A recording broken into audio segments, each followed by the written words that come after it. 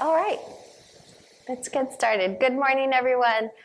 Good morning, in-person participants, and good morning to our Zoom friends out across the state of California. Welcome, and thank you for joining. We truly appreciate you bringing together your excellence, professionalism, expertise, and knowledge as we all come around the table to assist and support our English learners with disabilities. So a big welcome and good morning from Imperial County. I'm Dr. Deborah Montoya, Imperial County SELPA Director. And with me today, I also have Vanessa Lopez, who will be moderating our session, and you'll see her in just a little bit as well. So if you have any questions, please feel free to use the chat box. So as we start today, again, from Imperial County SELPA, we are very thankful to be able to have this SELPA Content Lead Grant, which provides the ability to provide these sessions statewide for improving outcomes for English learners with disabilities. Thank you to CDE and the California Collaborative for Educational Excellence for their support ongoingly, as well as Imperial County Office of Education here in Imperial County. So our topic for today is regarding students with moderate to severe and severe profound disabilities. Wanted to let you know about our schedule though before we delve right in and get started. So we will take a break every hour on the hour to ensure that you have an opportunity to take a 10-minute break. We will again adhere to it, so it may not fall exactly within the breaks as we anticipate, but we want to adhere to breaks for you. So again, every hour on the hour, you see the schedule there. Of course, take care of you, take a break as you see appropriate. In addition, please do actively use the chat box. We'd love to hear from you and have the opportunity to engage and connect with you. So again, I'm Deborah Montoya here from Imperial County, and Vanessa and I will be your presenters. If you're wondering where we are in the very southeastern region tip of California and one of the SELPA content leads. We have other content leads in California with SELPA as well as geo leads with county offices, and together we build together the California system of support. So given the respective area of need, again, you could contact anyone, including your county office and any of the regional leads or SELPA content leads to support you in your work. If you wanted to learn more about our work from Imperial County, I would say if you have an opportunity to do so, here's a one-page document that you could use to reference, to contact, reach out to us, and connect. It has some quick links to our video modules and previously provided training. So one-pager on all information regarding Imperial County Office of Education, our SELPA, and the work that we do within this grant of improving outcomes for English learners with disabilities. Connect with us. So if you'd like to stay connected with us, please do. There's our Twitter. We tend to post our flyers and new information as it comes available. So again, please do reach out to us and connect. And most importantly, all of the resources today. We do have a full day with resources and information that we'll be sharing. We encourage you to access the Padlet, which also includes some infographics and information that we'll review. So you'll definitely want to keep the Padlet, remake it, reuse it as you see appropriate. All of the resources, the presentation slides, and also today's recording will be shared with you after today's session. So do know that all of the information that we share, we hope that you pass it forward, share it with other friends as we all work collectively in response and support of English learners with disabilities. So what are our session objectives? Our session today will focus on students with moderate and moderate to severe disabilities. So we may have participants today. Drop it in the chat. We'd love to hear from you. If you're a special education teacher, service provider, school psychologist, special education director, we hope that you have your EL specialist friends connecting with you as well. So you have the session objectives there as we walk through much information today regarding English learners with disabilities. But again, our focus for today is students with moderate to severe disabilities. We hope that you will be able to walk away with this session with a general understanding of the ELD standards, the ELD alternate connectors, as we also take a really quick, brief look at the alternate LPAC. as we consider comprehensive ELD, which includes both integrated and designated ELD for your students whom, again, have significant cognitive disabilities, and how we can support their extensive support needs. We'll review IEP considerations that are central to and focus for English learners with disabilities. And then lastly, we will also look at linguistically appropriate IEP goals and objectives. So we'll take a moment in an activity to develop a goal together, to look at a sample. So that should cover our entire day. Again, please use the chat box when you have a question, or if you too want to share a resource. Many of you, again, across the state with lots of information to share. We'd love to hear from you. We often get information and questions. Every question really is a good question, as again, we work to hone our skill and support all of our students. And we truly mean all of our students. So let's set the context before we get started. English learners and English learners with disabilities in California truly has been highlighted as we all work to strive and improve outcomes for English learners with disabilities. As we continuously focus on the difference of needs of our students, we acknowledge that our English learners are a diverse group of students. But we walk back a little bit as we understand history, where we've come from, and where we are now. We know that these pivotal cases of Lau versus Nichols and Castañeda versus Pickard tell us so much about where we were and continue to come to light as we want to increase access and equity for all of our students, including English learners and English learners with disabilities. When we consider English learners first, as all students are general education students first. So as we consider the needs of our students as English learners, again, we want to ensure access, equity, rigor, access to grade level standards. And as we understand, again, the needs of our students, we know collectively that much has been done in the field of California. So many experts have come and put forward their expertise and knowledge together with CDE, together now with CCEE. So we just wanted to point out some important information again as we look at where we've come from and where we're working towards. And those ELD standards as pivotal, important, central to our work as we work together to support and assist students with English language acquisition skills. So we consider the ELD standards, the ELA and ELD framework, acknowledgement from our state superintendent, the importance, again, of the work and ensuring that students are receiving designated and integrated ELD, the curriculum frameworks, working towards the California multi-tiered system of support. So as you know, there are GEO leads across the state of California that also support COEs and LEAs and working on concepts such as differentiated assistance and your subgroups and where there may be needs. And you may be considering that your respective LEA or COE is also noting that certain subgroups, perhaps English learners, perhaps a subgroup of students with disabilities, is an area of continued need, perhaps an area of focus within your respective LCAPs. So as we consider this work, we know that there is a significant amount of information, but putting all of that information together can be challenging. And then what does it look like in the classroom? How do we directly impact our students? So we acknowledge that, again, this underlying current of how do we assist our English learners also comes in the California Dyslexia Guidelines. As we understand that we may have students with disabilities who are children with dyslexia, which is a specific learning disability, and again, students with compounding needs who may be English learners with dyslexia, who are students eligible for special education under that disability category of specific learning disability.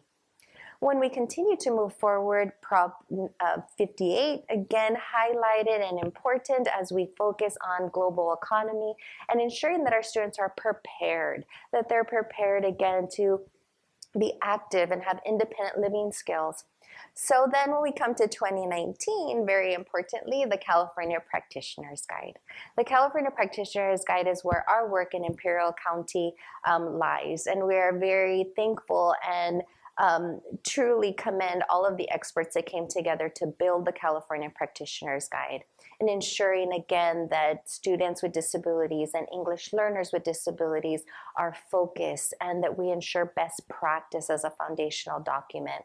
So together we wanted to highlight Prop 58 and the Global Economy Initiative as we all work to ensure that our students master the English language, that students have opportunities to develop English language proficiency and show progress from year to year, that parent choice in English language acquisition and language acquisition programs is available to all of our students who are English learners. And then we come to the California Practitioner's Guide. Our focus here at Imperial County, improving outcomes for English learners with disabilities. As we share with you the resources, the documents, the appendices from the California Practitioner's Guide, our focus today will lie in sections 3 through 5. We'll share with you those applications in relation to students with moderate and severe and profound disabilities, which we also use interchangeably the term extensive support needs to match the new credentialing structure. So the California Practitioner's Guide, again, is our focus of our work. Do know that the state and federal mandates, again, are listed and unchanged, but when it comes to practice, local policy, we do ask for you to refer to your district, your COE, to ensure, again, that you're following your district's practices and policies, and also to know that during these sessions, we encourage you at times to reflect, to consider where refinements can be made, and perhaps even where you might want to hone or change a practice or a policy that perhaps is not true to the mandate. So we'll discuss that as we move forward today. So who are English learners with disabilities?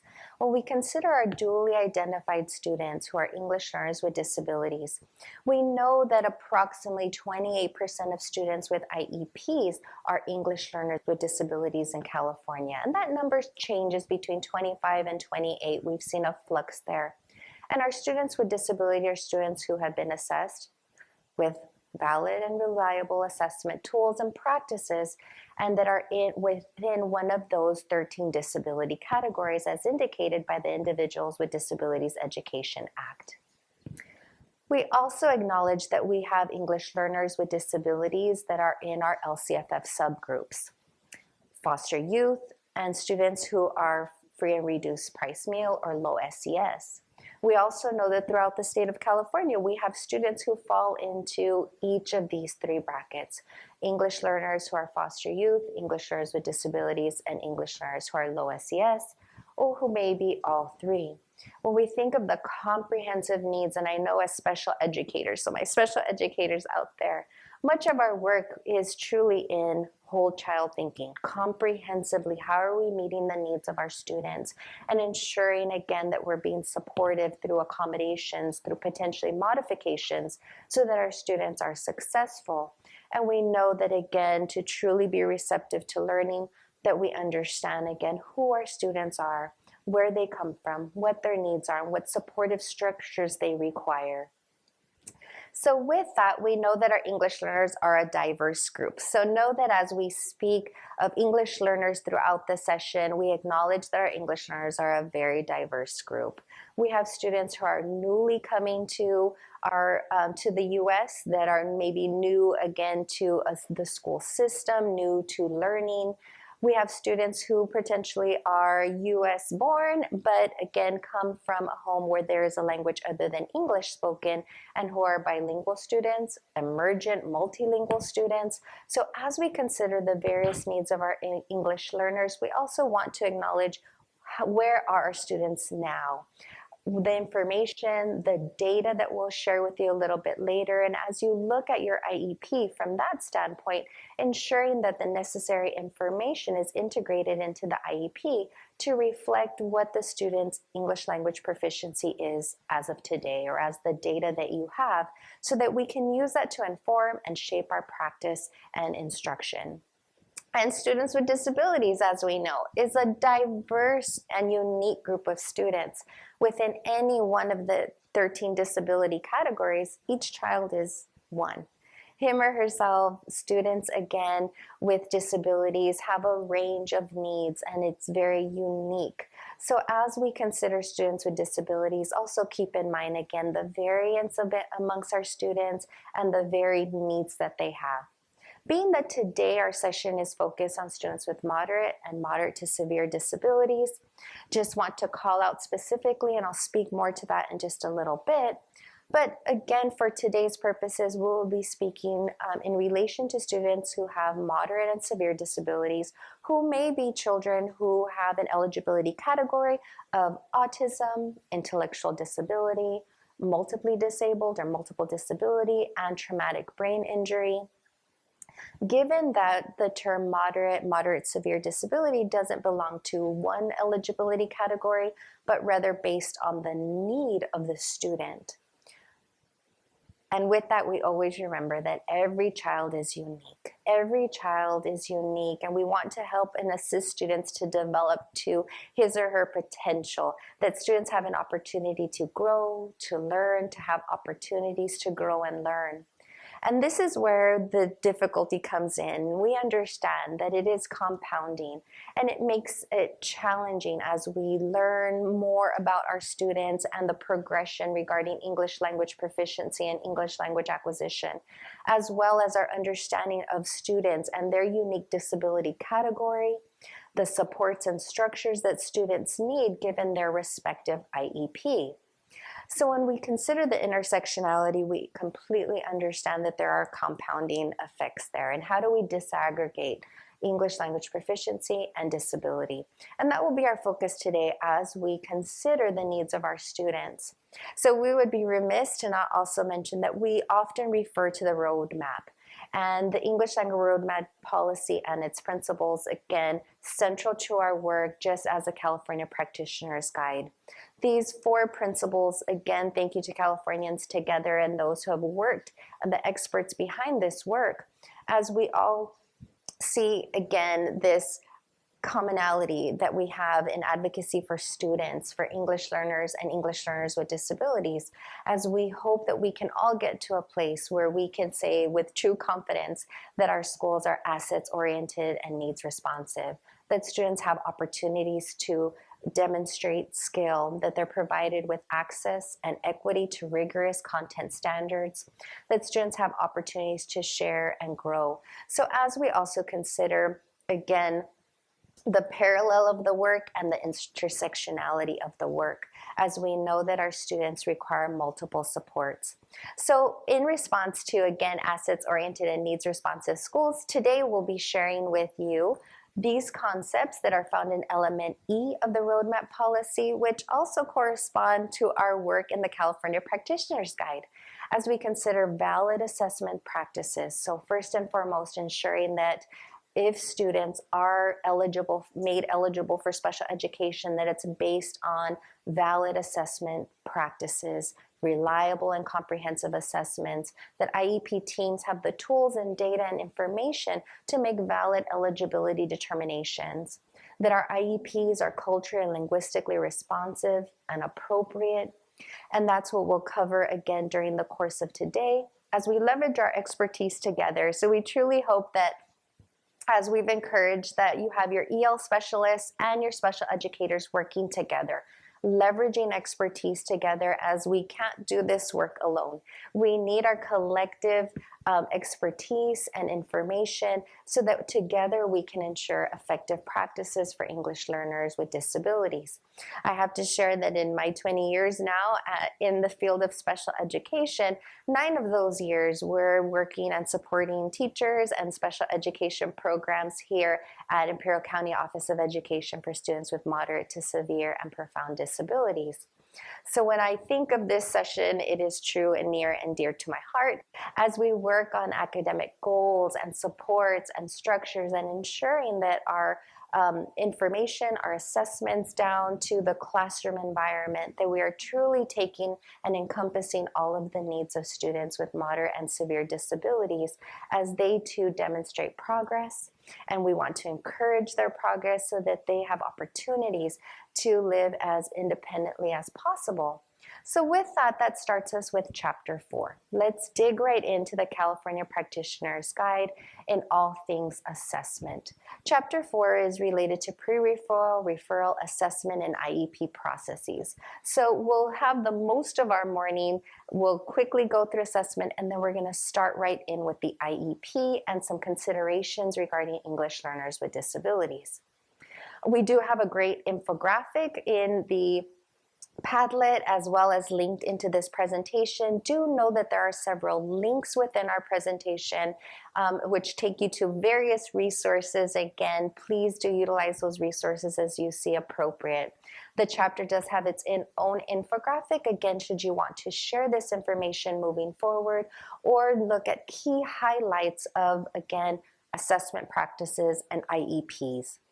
For teachers, for our teacher participants, and as you delve into the California Practitioner's Guide, there's some very poignant questions that are brought to the forefront for teachers as well as administrators. For our teachers and service providers, again, these particular questions you may find as repeated questions in the field. And for our administrators, ensuring again that our practices are supportive of our teachers, that we ensure our teachers are receiving the professional development, the support, the acknowledgement. So thank you again to our teachers and administrators who are taking time out of their day to participate in our session. But as we consider again and think about what are the state and federal regulations and requirements that we must uphold to ensure valid and appropriate, reliable assessments, as we also then consider the development of the IEP, considerations for the needs of the students and given their respective disability and their needs within their respective disability, as again students are definitely unique and individual, and as we support their needs as an English learner. So as we consider English learners, again, our students were indicated as English learners based on that initial LPAC, based on that initial assessment, indicating that through the home language survey, so prior to assessment, indicating that the student has another language in the home, a language other than English, and then determined to be an English learner based on their initial LPAC assessment. We are, again, going forward and making some assumptions that the student has received tiers of intervention, has received support, tier 1, tier 2, tier 3, or where again your student study team or student success team determined that the student had additional needs or extensive support needs for which then assessment was required. So as we again consider the referral process, we're making some assumptions that a team determined or perhaps a parent request was noted where there are significant concerns for the child to be assessed. So in our context for today, when we refer to students with disabilities, we would assume that the student was assessed validly with reliability, that measures were utilized in context, cultural, linguistic factors to ensure that the student in fact is a student with a disability. So as we understand our students, and maybe we have some school psychologists, I myself was a school psychologist many years ago, but as we consider assessments, we want to ensure that students, again, that the assessments we're utilizing for our students are culturally and again, responsive to the needs of students, that we utilize students' native language, and I would also say dialect. Because as I consider, again, as being a bilingual assessor in my home language of Spanish, that doesn't mean that every student whom we assess has the same dialect. And again, across California, there are many languages, many dialects within languages that we take into consideration. Given that as school psychologists, speech pathologists, occupational therapists, APE specialists, when we consider all of our assessors and our assessment teams, this is where we want to be very focused on ensuring that we understand our students and what is truly their primary language. And do we have the assessors, the assessments, and or the translator interpreters available to us to ensure, again, that our assessment practices are valid and reliable. You may be wondering and pondering, who would I go to? Who do I ask? Is it your special education director? Maybe you have a team of translators. Maybe it's someone within the community. As we consider, again, first best option would be that the assessor is able to translate or is fluent in the child's native language or dialect. However, we understand that's not always possible. So knowing and understanding who are there to be our supports as translators and interpreters, and importantly to ensure that as assessors that we train, debrief, go over all of the assessment protocols, the questions, the reason behind our assessments, so that we ensure that, again, the assessments were translated appropriately in our presence, that we have the information that we need to ensure, again, that assessments are showing what the child knows, what the child can truly do academically, socially, functionally.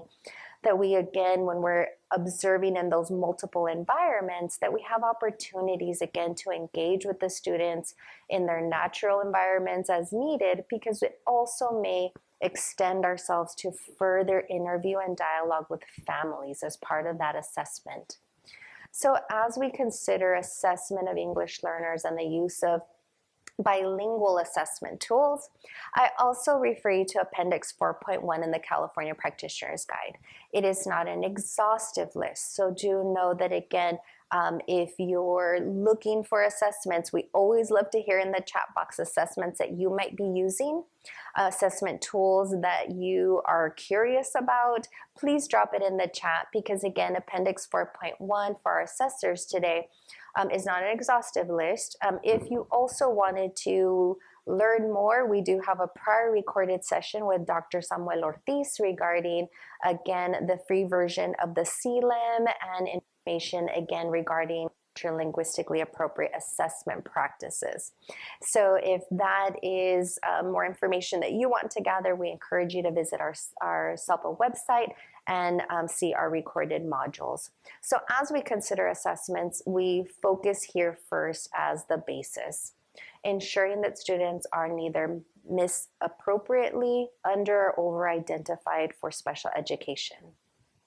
So with that, we consider assessments that takes us into CalPAD's Fall 1 data, just to give us a glimmer of who are our ELs by qualifying disability. And you may have noticed this in a previous slide there, where you see the percent here. And as you can see, that there is a predominance of students who are English learners with a disability in this category of specific learning disability. Please note that today our focus is not in relation to students with a specific learning disability, as we know that students with a specific learning disability are not students that fall within the significant cognitive disability range. So specific learning disability, by virtue of its eligibility category, is not children who have a significant cognitive delay. But rather today our focus is on students who have significant cognitive impairments, who may be in the categories of autism, intellectual disability, multiple disability, and traumatic brain injury. Because as we consider the needs of our students with an intellectual disability, we recognize, again, that there are differences among students. Students are individuals. Students are truly individuals, but we often get this question of, whom are the students that fall in these ranges of moderate, severe, profound? How do we ensure, again, that we are indicating appropriately what the needs are of our students? And our response is always, it depends. Students are unique and individual, and working together with your school psychologists, your assessment teams, to truly know and understand what is the primary disability category, perhaps our secondary disabilities, and what are the impacts of that child's disability on their learning. That would be your first stop for information to further understand the student's disability. So as we consider students with an intellectual disability, we also know that some students who have primary disability of autism may be students with significant cognitive disabilities. However, we want to preface that with, again, all students are unique and individualized. And what we do know based on the data, although 1 in 54 again, when we consider students with disability or children with autism, but most attention to here. 44% of students in the category, so students with autism, do not have significant cognitive impairments. And that's so important to note, that students with disabilities or significant cognitive disabilities, again, given their respective disability category, it's important to know, how does that child's disability affect that particular child? Students, again, with disabilities is a wide range of students. I think there's a question from the audience. So we have two questions. Sure. The first one is related to the home language survey. Is the home language survey only able to be considered upon entering at kindergarten, even if a parent completed a home language survey at the preschool level? Okay, so there's a question in the chat box regarding home language survey, and it must be one of our special educator friends, because we're known to, at the time of IEP in preschool, to also issue a home language survey at that time. So a student may be indicated as an English learner at that range of preschool, although I know our general education friends don't have that practice, but in special education we do, as we want to ensure linguistically appropriate IEPs from the onset. So you may have parents completing a home language survey when they enter at that third birthday, and then at that point we develop a linguistically appropriate IEP. However, it may be, again, because students change and grow and develop so quickly during those preschool ages, it has been known that there are oftentimes, again, a reissuance of the home language survey upon enrollment in kindergarten. And again, because it may be that at that early stage, parents weren't sure how to complete it, but typically the practice is one home language survey at one point in time, and that we wouldn't do that again because there are certain and specific rules.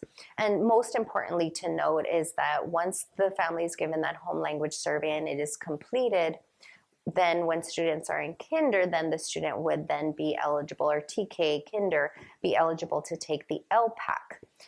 Once the LPAC is taken, then at that point we would not go through that process of the home language survey, because at that point the student has been assessed and the student is in fact an English learner. If you have concerns regarding misclassification or misidentification of a student as an English learner, I would highly recommend that you look at the CDE guidance. Chapter 1 of the California Practitioner's Guide also has information regarding misclassifications, and there's also a nice, I think it's a 2-page cheat sheet, and we can probably drop it in the chat, the CDE published recently regarding misclassifications, if the question is more about misclassifications. And there's a second question. Yes. And the second question is, could a student with OHI ever qualify as a student with mod severe needs? I've heard that they can, but I could imagine some situations in which a student might need more support due to a health impairment that affects their brain development and or functioning. That's one of the it depends questions. So there was a question in the chat box regarding a child with a primary eligibility category of OHI. And could the student be indicated as a student with moderate to severe needs? And again, it truly depends when you consider, again, what was the assessment and the data that we have surrounding the student, how the disability impacts the student. So again, it's very individualized as you consider the needs of the student. When we think of moderate and moderate to severe disabilities, that moderate range is pretty wide. There's depth and grayness. We also recognize that. So importantly though, as we focus on the student's disability and the impacts of that disability on the child, it's very difficult to say yes to one, no to another disability, because it truly is about the individual student. So it may be, again, but for our focus as we think about the students for today, we are considering students with significant cognitive impairments that truly fall in the range of moderate severe or severe profound. And again, interchangeably, we use the term extensive support needs. As we consider students with multiple disabilities, students with traumatic brain injury may also be in the category of moderate to severe. And that comes to our service providers and the importance of our service providers, because you make a difference. You truly do impact lives every single day. We are so grateful to be in this field of special education and to also bring in our partners and EL specialists as we work together. For our special educators, as we know that the California Commission on Teacher Credentialing, there's been some evolving information and ensuring, again, that we're fully encompassing, again, all of our providers and all of our students. The term moderate to severe is shifting over to extensive support needs. So throughout our session, you may hear us go interchangeably, moderate to severe, or referring to students with extensive support needs, as we acknowledge again that mild moderate is one credential, and then moderate severe, or now to be called extensive support needs, as we move forward. So all education specialists, we want to be fully inclusive of all of the credentials and all of the service providers, as again, we know that the work that you do truly impacts our students. And as you focus on the particular needs of our students, and again, today our students with extensive support needs, we want to ensure that the IEPs truly speak to the student and are supportive of the student's needs, both as an English learner and as a student with a disability.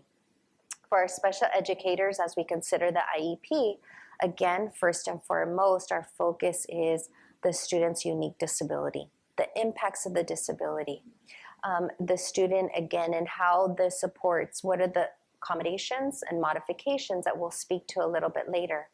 As we consider, again, the information that you have available to you and integrating that data into the IEP. Because again, every IEP is individualized, as every student is an individual. Students with diverse and unique needs, different cultural backgrounds, different experiences, different linguistic backgrounds.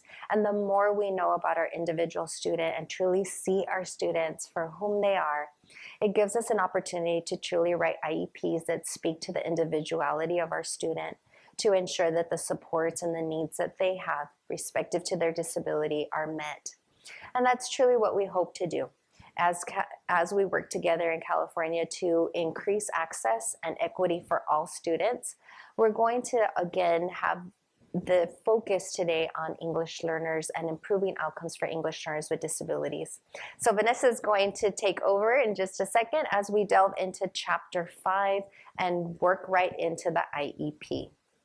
So with that, educational programs and instructional strategies, I'm going to hand it over to Vanessa. Thank you. Good morning, everyone. So as Debbie mentioned, we're going to get started right now with Chapter 5 of the California Practitioner's Guide, which deals with all things IEP related, educational programming, etc., etc. Let's jump right in. So when we're looking at Chapter 5, we're looking at some of the questions that are addressed within this chapter, and all of these surround the process of the development of the IEP. So everything from looking at the information assessment data that is utilized to then develop the IEP, all of the multiple data points that are included, the different steps, the inclusion of multidisciplinary teams, the members, and the roles of these throughout the IEP process.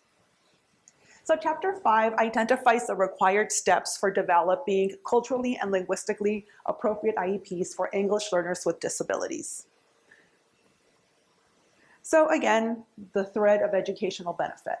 The thread of educational benefit really covers the 6 main principles of IDEIA, from FAPE to evaluation, to the IEP development, to ensuring parent and student participation, the least restrictive environment, and procedural safeguards. So again, all of these are included in the development of the IEP so that we can ensure the coverage of the principles of IDEIA to support students and their individual needs. As we embark in this discussion, there are 3 key decisions of the IEP team for students who are dually identified. So again, when we're talking about dually identified students, we're talking about students who are both English learners and who have met eligibility criteria under 1 or more disability categories. So in the development of an IEP, Individualized Education Program for English Learners, we're looking at 3 key decisions that are the jurisdiction of the IEP team. Number 1, determining the language of instruction, the use of accessibility features, tools, or alternate assessment, and how and where will designated ELD be provided. So again, a lot of other decisions, but these are the 3 key decisions that are the jurisdiction of the IEP team as it relates to dually identified students. So Chapter 5 gives you more information regarding these 3 key decisions, and you can access that by clicking on a lot of the active links that you'll see on our slide. So when you see an image of the California Practitioner's Guide, as you see it right here in the bottom corner, you will also see an active link that will direct you to that page in the document. So first things first, who are the IEP team required members?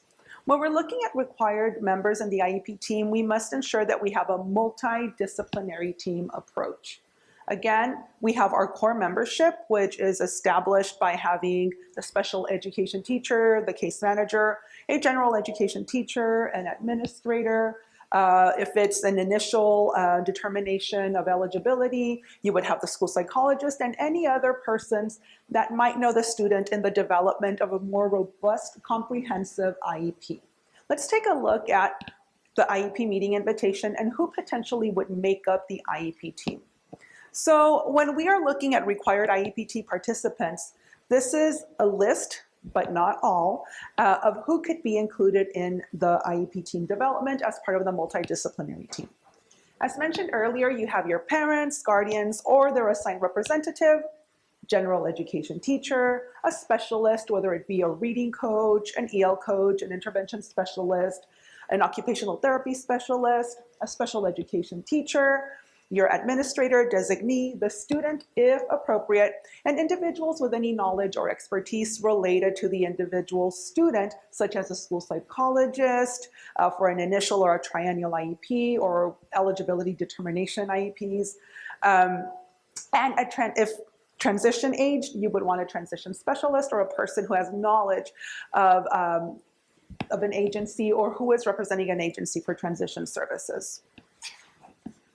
Critical to the multidisciplinary team is the inclusion of parents. So in including parents, we want to ensure active and meaningful parent and guardian participation. So the public agency must take whatever steps are necessary to ensure that the parent understands the proceedings that are taking place within the meeting, but also that they are engaging and that they are arranging for interpreters for parents who require an interpreter whose native language is other than English, or parents with deafness. So again, we want to ensure meaningful participation. And in doing so, we want to include access and we want to provide procedural safeguards, translated documents when requested, and the use of interpreters if the parent requires it. So in using an interpreter for an IEPT meeting, it becomes sometimes difficult when there are many different languages or dialects spoken in your area. So whereas in some communities, you might have access to a teacher, a paraprofessional, bilingual psychologists, teachers that might speak another language, then it's easy to access. However, you want to know who is available to support translation needs when necessary. So you want to ask for a person to be translating as the meeting is occurring and to translate to the parents. Again, these are some of the best practices that you can employ when ensuring the proper use of an interpreter in an IEP meeting. I want to ask the interpreter for clarification when necessary, addressing always the parent or guardian, not the interpreter, as you're engaging in conversations to establish that relationship. Figure 5.1 from Chapter 5 in the California Practitioner's Guide provides some guidance, some strategies to support active parent engagement. So as you are looking for additional resources to guide this process of bringing in parents into the fold as part of your multidisciplinary team, as a core member of your multidisciplinary team, a necessary member of your multidisciplinary team, these are some strategies that ensure active and meaningful parent-guardian participation. So again, Appendix 4.8, you'll see us reference a lot of appendices that are included within the Practitioner's Guide that are supportive documents for you to include in your process for the development of the IEP and in meeting the needs of dually identified students. Appendix 4.8 is available for you to download and access, and it provides a means for you to communicate with parents, to collect data on the individual student, again, for the development of the IEP. So all of this to establish the process in which we start developing the present levels of performance. What are the present levels of performance as we're looking at the IEP process? When we're looking at the present levels of performance, we're looking at students' strengths. Yes, we're looking at areas of need. However, we want to build on those existing student strengths. We want to document whether previous goals, if this is a follow-up annual IEP, we want to document if the goal was met or not met. We want to include current baseline data as well as documenting parent concerns about progress. We want to include the most recent assessment data and identify all areas of need. And remember, we're making all of these call outs to the specific inclusion of data and data points because we're looking at the development of an IEP for a dually identified student. So in establishing all areas of need, we then start considering how the disability might then impact the need for this particular student that we are thinking about, talking about, and also the linguistic demands of those areas of need. With that in mind, when we're looking at present levels of performance, we need to really take a look at communication in English, especially as we're talking about students with more extensive support needs. Communication might not look the same way for every student. It might be different for every individual. So when we're looking at the domains that the LPAC assesses, okay? So we were talking about identifying the areas of need, what communication might look like for an individual student, what those AAC supports might be. Let's consider how that might impact the 4 domains that are assessed in the LPAC. So here we have a neat little graphic that gives you a visual of the 4 domains assessed with the LPAC. So we have listening, speaking, reading, and writing. So a combination of those 4 will give you an overall LPAC score. So when we're looking, if we split it down the middle, we're looking at receptive on one side, receptive language, and expressive language on the other. If we slice it horizontally now, we're looking at oral language and then written language, which correspond to the performance area. So we have the oral language composite and the written language composite. Again, because we continue to talk about students who are dually identified with extensive support needs, we are considering disability category, how it manifests itself, communication mode for each individual student, and those areas of need. So keeping all of that in mind, if we take a couple of seconds to look at this graphic, start picturing a student. Start thinking about a student that you maybe recently worked with, where you are considering how the disability and their communication mode might impact listening, speaking, reading, writing, and then thinking about those identified areas of need stated in the present levels of performance. What additional information might that provide you with? Might that force you to reflect on as to how you are providing linguistic supports for this individual student? Because as we're looking at communication skills in English, we want to take a really close look at the performance areas. So when we're looking at oral language, again, it was listening and speaking. Think of a particular student. What does listening look like for that student? What does speaking look like for that student? What might reading look like for that student? And what might writing look like for the student? What might be assistive technology available that you are accessing for individual students, or AAC devices that the student might use?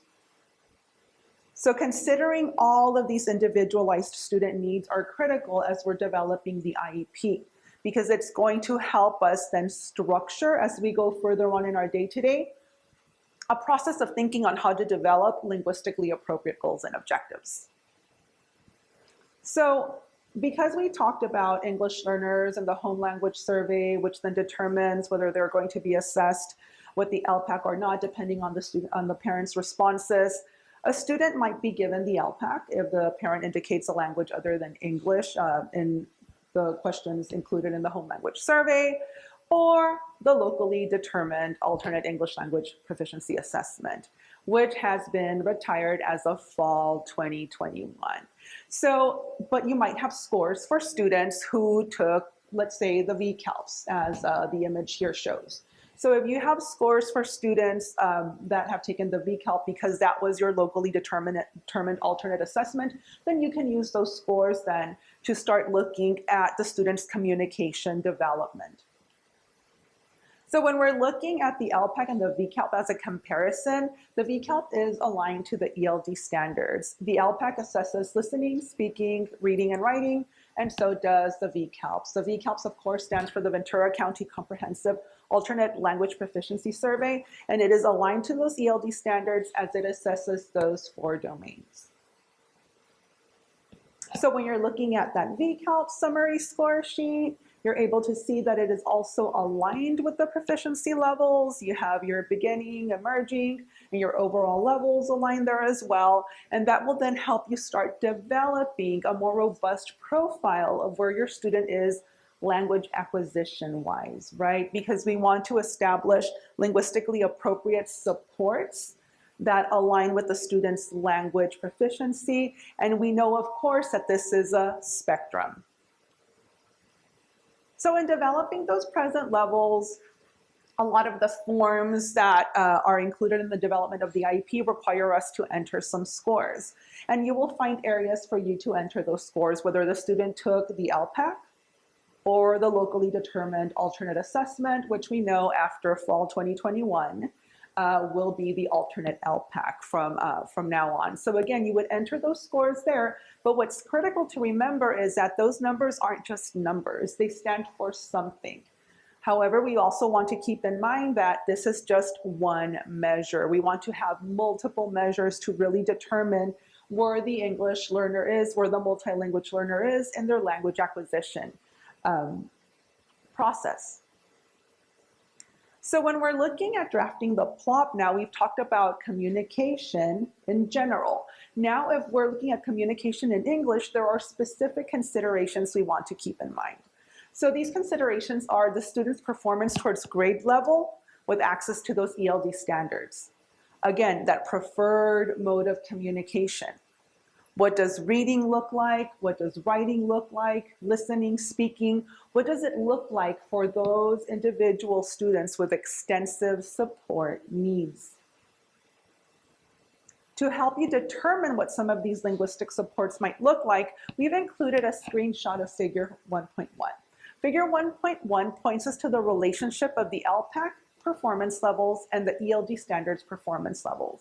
So this is accessible within the California Practitioner's Guide. And what it does is it shows you the direct linkage from the LPAC performance level all the way across to the ELD standards proficiency level. So if we're looking at level 1, minimally developed, it coincides with emerging, requiring substantial linguistic supports.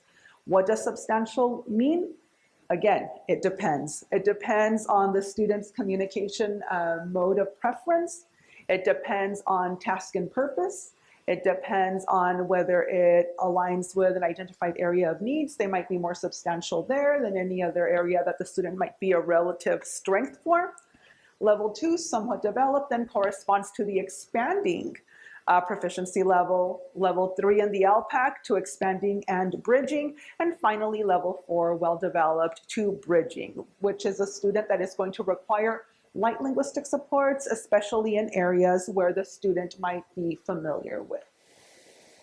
Okay, all right, so welcome back everybody. We're looking at figure 1.1 and figure 1.1 shows the relationship between the LPAC performance levels and the ELD standards performance levels. We wanted to spend some time looking at this table to really call attention to that relationship, because oftentimes as practitioners working with students with extensive support needs in the special education field, we don't spend enough time looking at the English language learner portion of our students' needs, because again, the focus being dually identified students, we really want to be aware of both sides of what is going to impact how it is that the student accesses content, how the student develops mastery, how the student is then engaging not just in academic tasks, but in additional tasks that take place throughout the day. So again, we wanted to spend some time giving you an opportunity to look at this correlation. Because again, that's going to support us in determining the types of linguistic supports.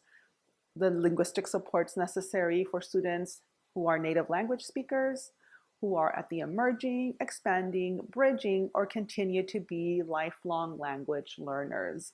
Again, it is important to be able to look at these stages of English language development to have a more deep understanding of where it is that the student is in their language development spectrum, looking forward as we are growing and building year to year and developing their English language proficiency through their acquisition process. We posed the consideration earlier about communication. What does communication look like for our students with extensive support needs? So here we have some images of some of the communication devices that some of our students might be using in our classrooms.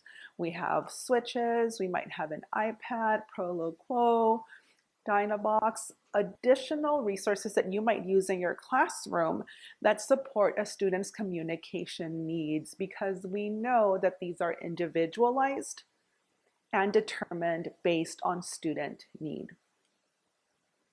To support the development of a robust IEP, it is important to access resources that help us collect data. So the appendices included in the practitioner's guide, specifically appendices 4.6, 4.7, and 4.8, support us in doing just that. These forms are available for you online by clicking on those links. They are downloadable, fillable, printable, and savable so that you can use them to enter information in there to support the development of a student-centered, linguistically and culturally appropriate IEP for students who are dually identified. So again, Ed benefit reminders as we are developing the present levels. We want to ensure that we focus on students' strengths and interests and that these are clearly identified. We want to identify parent concerns. We want to review goals and objectives and specify if goals were met, not met, and why. Have we addressed all areas of the present levels of performance and functional performance? Have we included the most recent assessment results? Have we identified all areas of need? And do all of these points clearly reflect the student's performance in their educational setting? Again, important Ed benefit reminders as we are drafting the present levels for dually identified students. Now that was a lot, and we recognize that. So we want to give you some time, the gift of time, to process, think, and share with us a new learning and a wondering, or a wondering, whichever you might have. Take some time and use the chat feature to share with us one new learning and one new wondering. We also want to encourage you to continue asking your questions. You have had amazing questions, and if we don't get to them immediately, know that we will throughout the day. We are constantly monitoring the chat feature to ensure that we are addressing your questions, concerns, comments, wonderings, testimonies, etc. So go ahead and take a minute or two to share a new learning and or a wondering. All right, thank you, Vanessa. And thank you again, participants, for all of your questions in the chat box. Please continue to utilize the chat box as you see appropriate, and we'd love to hear from you, your new learnings and wonderings. It's very important to us to know what you're still wondering about and what you hope to take away from our session today to ensure that we hit those points before we let you go to this afternoon. But as we consider when wonderings, there is some information needed or wondered about regarding alternate LPAC, and we're going to walk into that. So that was a nice segue. And yes, all of the appendices found on the California Practitioner's Guide can be accessed from both the CDE website and our Imperial County SELPA website, as well as the Padlet that we shared with you. The appendices that were shared, 4.6, 4.8, the parent engagement survey, all of the appendices can be downloaded and usable when you download them from our website at Imperial County SELPA. So you're able to download and then fill them, use them, perhaps even modify or put your logo on them, again, as you see appropriate, so that they can assist you out in the field. So with that, we're going to transition to the IEP and statewide assessments. So as we consider statewide assessments specifically and uniquely regarding our students who are English learners with a disability, as Vanessa mentioned earlier, as we take into consider where are our students now, as of today, given our English language proficiency information and data. For the majority of you in today's session, because our focus is again students with moderate and severe or profound disabilities, you may have given a locally determined alternate assessment of English language proficiency last spring, although some of you may already be assessing students right now as the window has already opened for the alternate LPAC. But as you're populating your IEPs right now, during this frame of time, you're looking at accessibility tools and what accessibility tools were provided and supported for our students. So as you consider again your administration of your locally determined alternate English proficiency assessment, we're going to focus on again populating our current IEP and present levels with the data that we have, and as now we're in the middle of the shift towards the alternate LPAC. So we do want to share that information with you and highlight again how accessibility tools can provide access for our students, and of course as IEP teams determine as necessary how to again determine that the alternate LPAC is appropriate, that alternate assessments, given the CASP covers both our SBAC assessments and the LPAC, should we consider alternate assessments for use of the CAA, CalAlt, or the alternate LPAC. So as we look at those assessment structures, CDE has provided us with some great resources and information depending on the IEP system that you use. You may have already seen the alternate assessments confirmation worksheet as it is available with some of our IEP vendor providers. These particular forms are located in your Padlet and are accessible via the presentation slides if you click right on it. So as we consider students who need alternate assessments, given that they are students with cognitive disabilities, we first consider LPAC accessibility. So when we think about English learners and students as general education students first, let's first consider LPAC accessibility. So as we consider LPAC accessibility, the IEP team has the opportunity to determine what is the best use of accessibility tools given the student's disability, given the impacts of that student's disability on the individual child. And as you consider universal tools, designated tools, and accommodations, for students with moderate to severe disabilities, we already as an IEP team may know that the accessibility checklist is where we're going to start and have those conversations as an IEP team in relation to, does the student have a significant cognitive disability and an IEP? And if yes, we know then that the alternate LPAC will be the most appropriate tool for assessment to truly enable students to have an opportunity to show what they know and be able to participate effectively and appropriately so that we have true data of what our students can do moving forward given the alternate LPAC.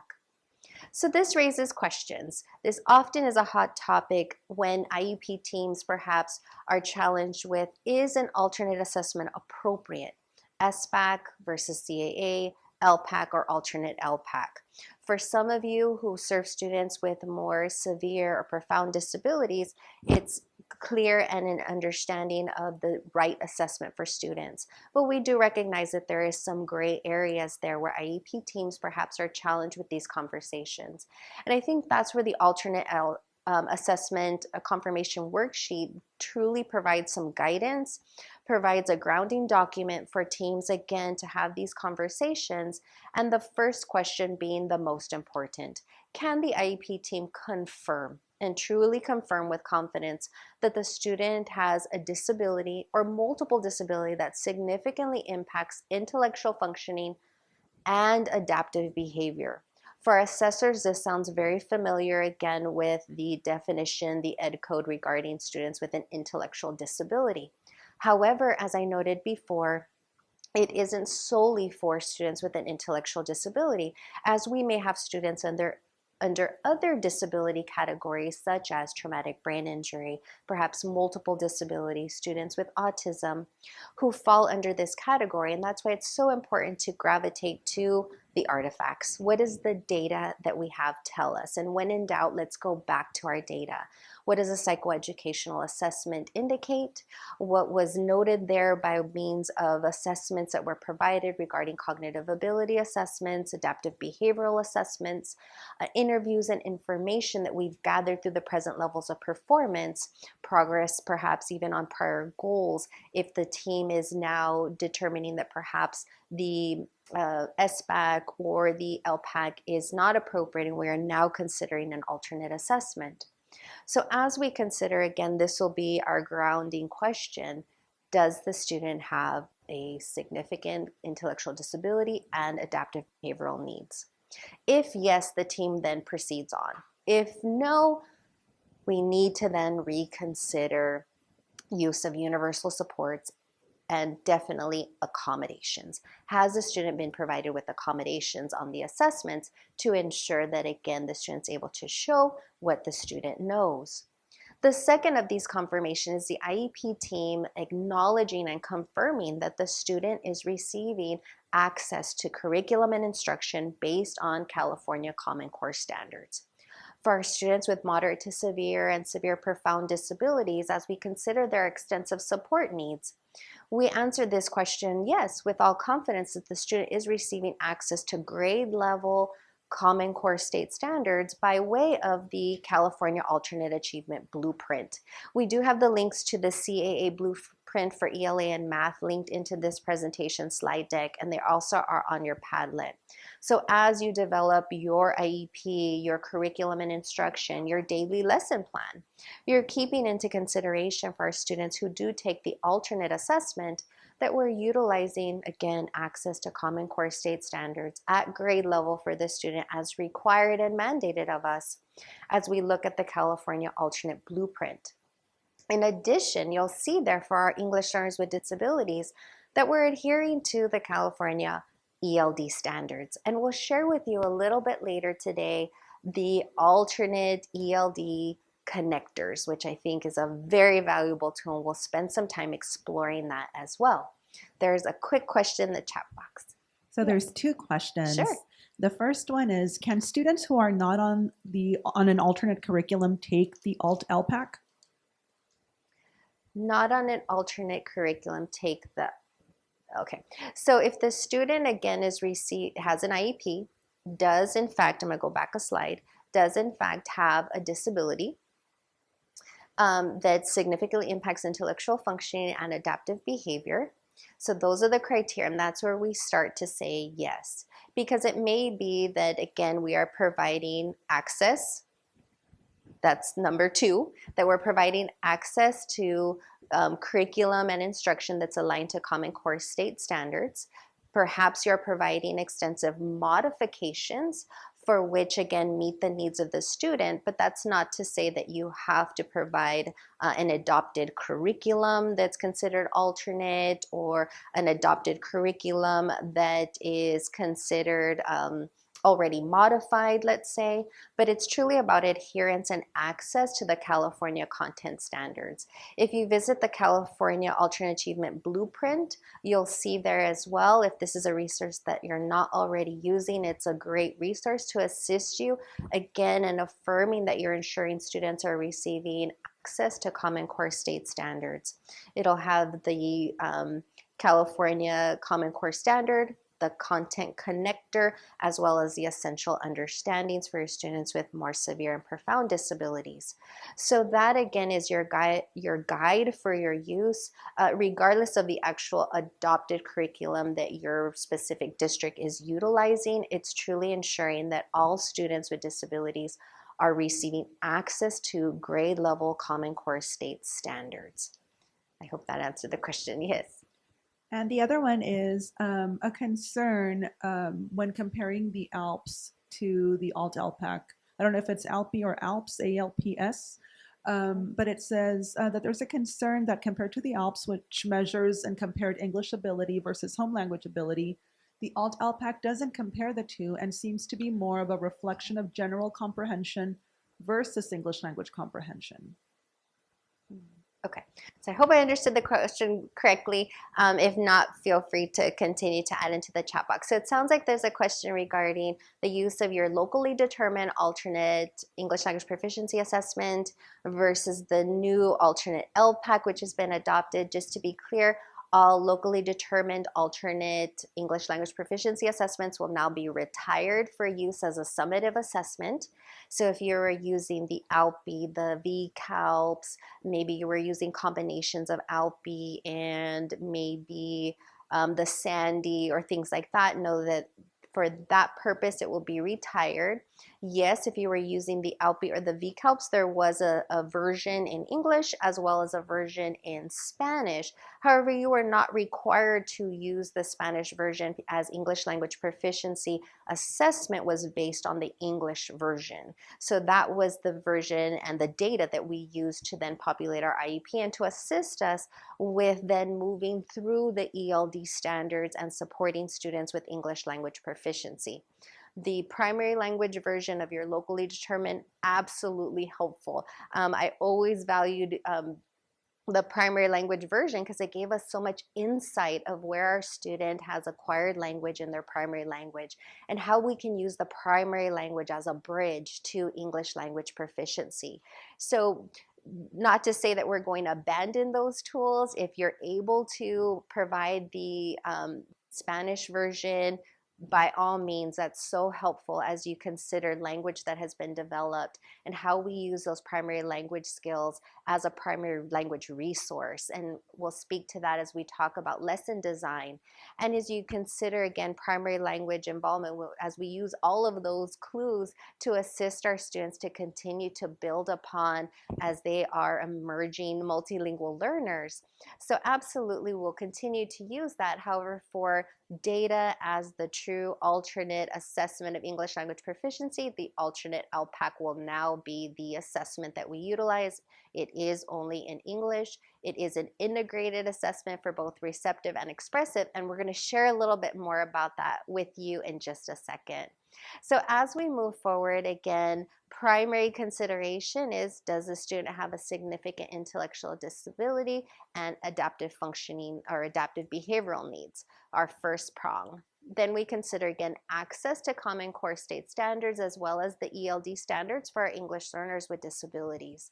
Again, some artifacts and information, again, progress monitoring, present levels of performance, data based on your interventions and tools that you've utilized. And then lastly, and importantly, is that we can confirm as an IEP team that the student is or will be receiving extensive, direct, individualized instruction and substantial supports to show progress towards their goals. That's not to mean that the student has a one-to-one.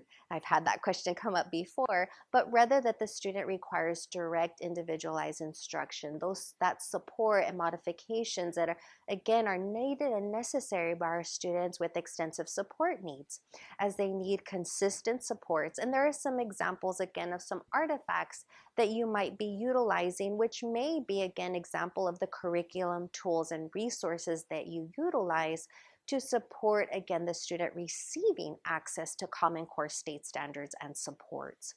So as the IEP team engages in that conversation and confirms all three prongs to say, yes, the student requires the use of an alternate assessment, you would then move forward with an alternate assessment. Again, that would mean that the same student would be administered the California Alternate Achievement Assessment, ELA Math and Science if it's in their grade level, and then the alternate LPAC as well if the student is an English learner.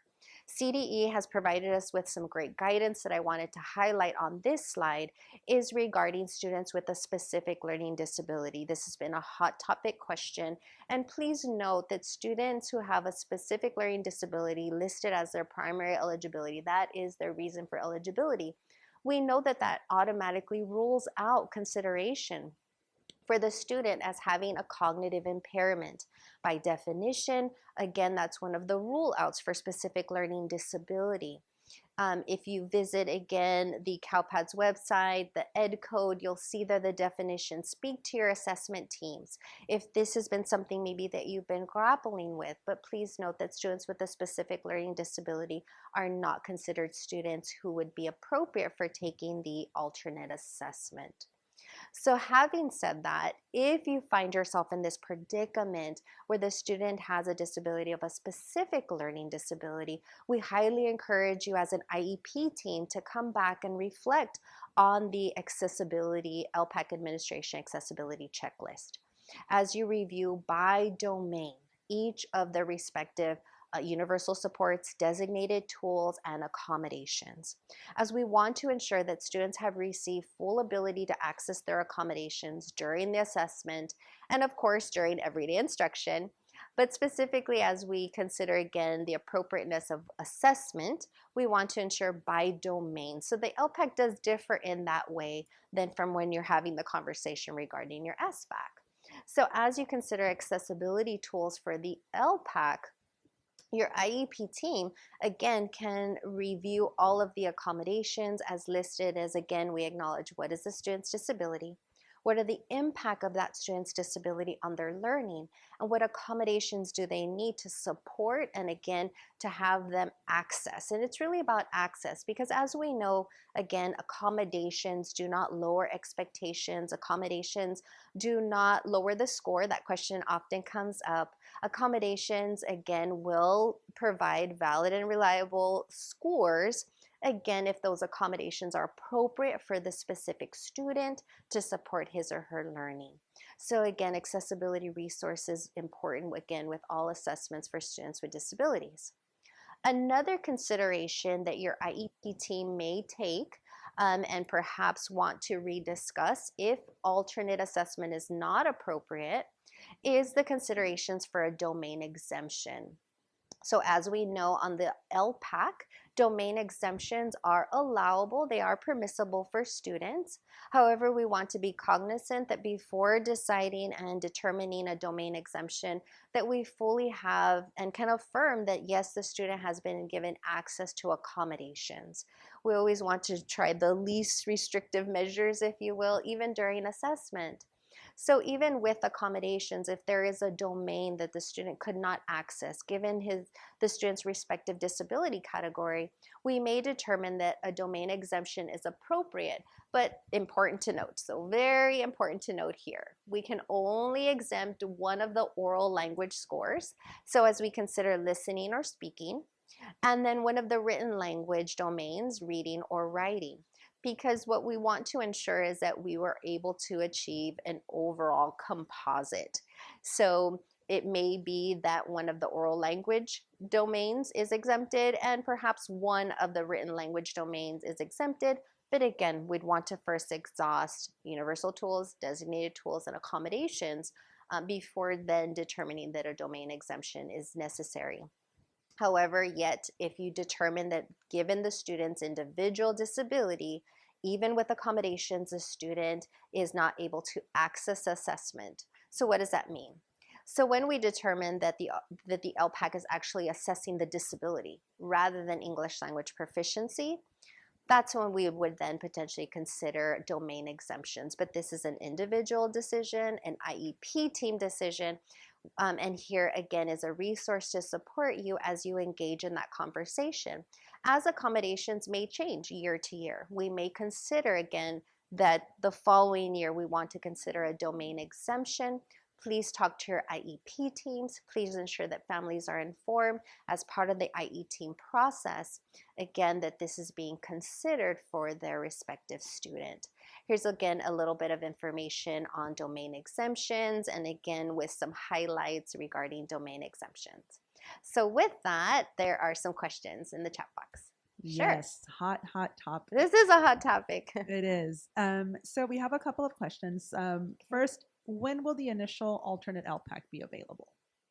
Initial alternate LPAC will be available, I think, in the summer. I'd have to go back to, we're getting there in just a minute, and I don't want to go too forward, but I'll share with you the calendar in just a second. And I guess follow up and related to that is, in the meantime, does that mean we can still use a locally determined Yes, for initial? for initials only. You can utilize your initial alternate LPAC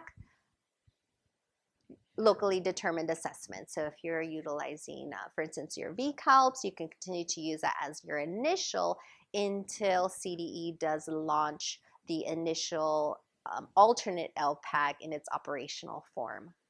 And then just to clarify, if a student has a significant cognitive disability, but no adaptive behavior issues, do they take the alternate?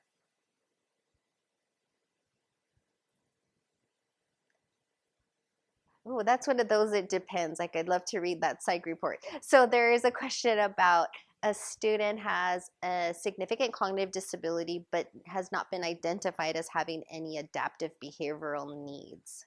I think I'd be curious about that scenario. I really would. And another one is, there was another one related to, are there guidelines or thresholds on how many students can be domain exempted?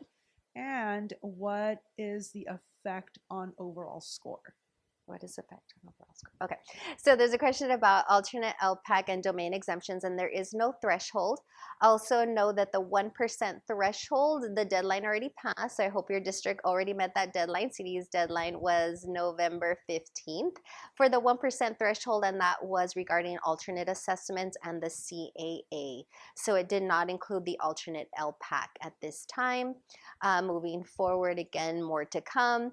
Given domain exemptions, however, there is no threshold at this time that has been published or that we're aware of regarding domain exemptions. Important to note, though, to ensure that your students do achieve an overall score, so a proficiency score of, or well, again, when we're thinking about proficiency levels and full scores and composites, it truly is an or. So oral language composite, we want to do listening or speaking, written language composite, reading or writing, because again, we do not want to exempt both, then you will have a score of loss. So again, as we're considering each of the composite areas, one of the domain areas could be exempted, and again, we want to use these domain exemptions very judiciously. They are the exception, not the rule, because what we do understand is that there are students who their disability has different impacts. And we want to ensure that, again, the assessment is appropriate, that even with accommodations, the student has not been able to access the assessment, for which then we would consider a domain exemption. And then, so any suggestions on how to unravel the factors for a student who has made minimal progress on the Alt LPAC, but is also a student who has significant language need without that info that their primary language would yield with the VCALPs? So a student with maybe a severe or profound disability who already takes an alternate, of course, prior to now, they took the VCALPs. So moving forward, again, as you administer the alternate LPAC, I think you're going to see in its design that it is very responsive for our students with moderate and severe and profound disabilities. And we hope that students would be able to demonstrate progress or greater progress on this assessment. And I don't want to share too much because that's where we're going next, as we consider again what the alternate LPAC looks like, and again its supportive structure and I feel will definitely meet many of the needs of our students as we truly look at our students' mode of communication and their preferred mode of communication, because that again I think is the game changer for our students with disabilities as we ensure that they're given voice. We all need voice, whether it's spoken, verbal, but when we think about use of object permanence, we use of PECs, we use our devices, and whatever level of AHC device that they're using, the alternate LPAC has taken that into consideration, which I'm truly appreciative for. But before I leave again, you do have the California Accessibility Resources Matrix linked into this presentation slide.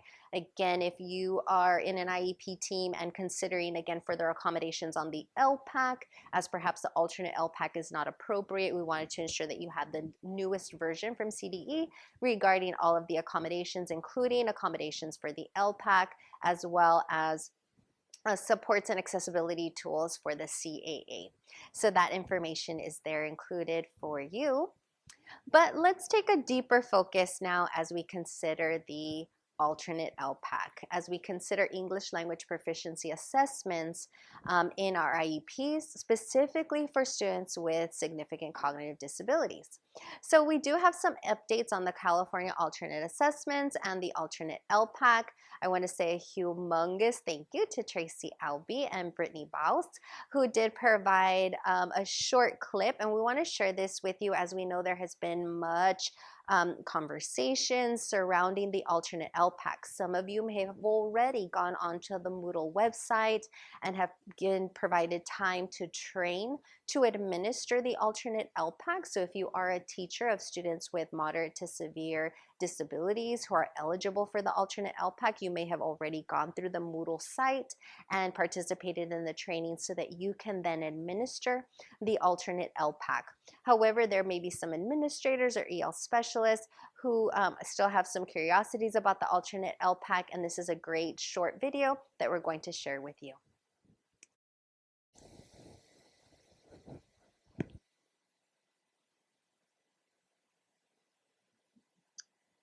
First, I'd like to talk to you about the ALT for All guidance for assigning alternate assessments to students.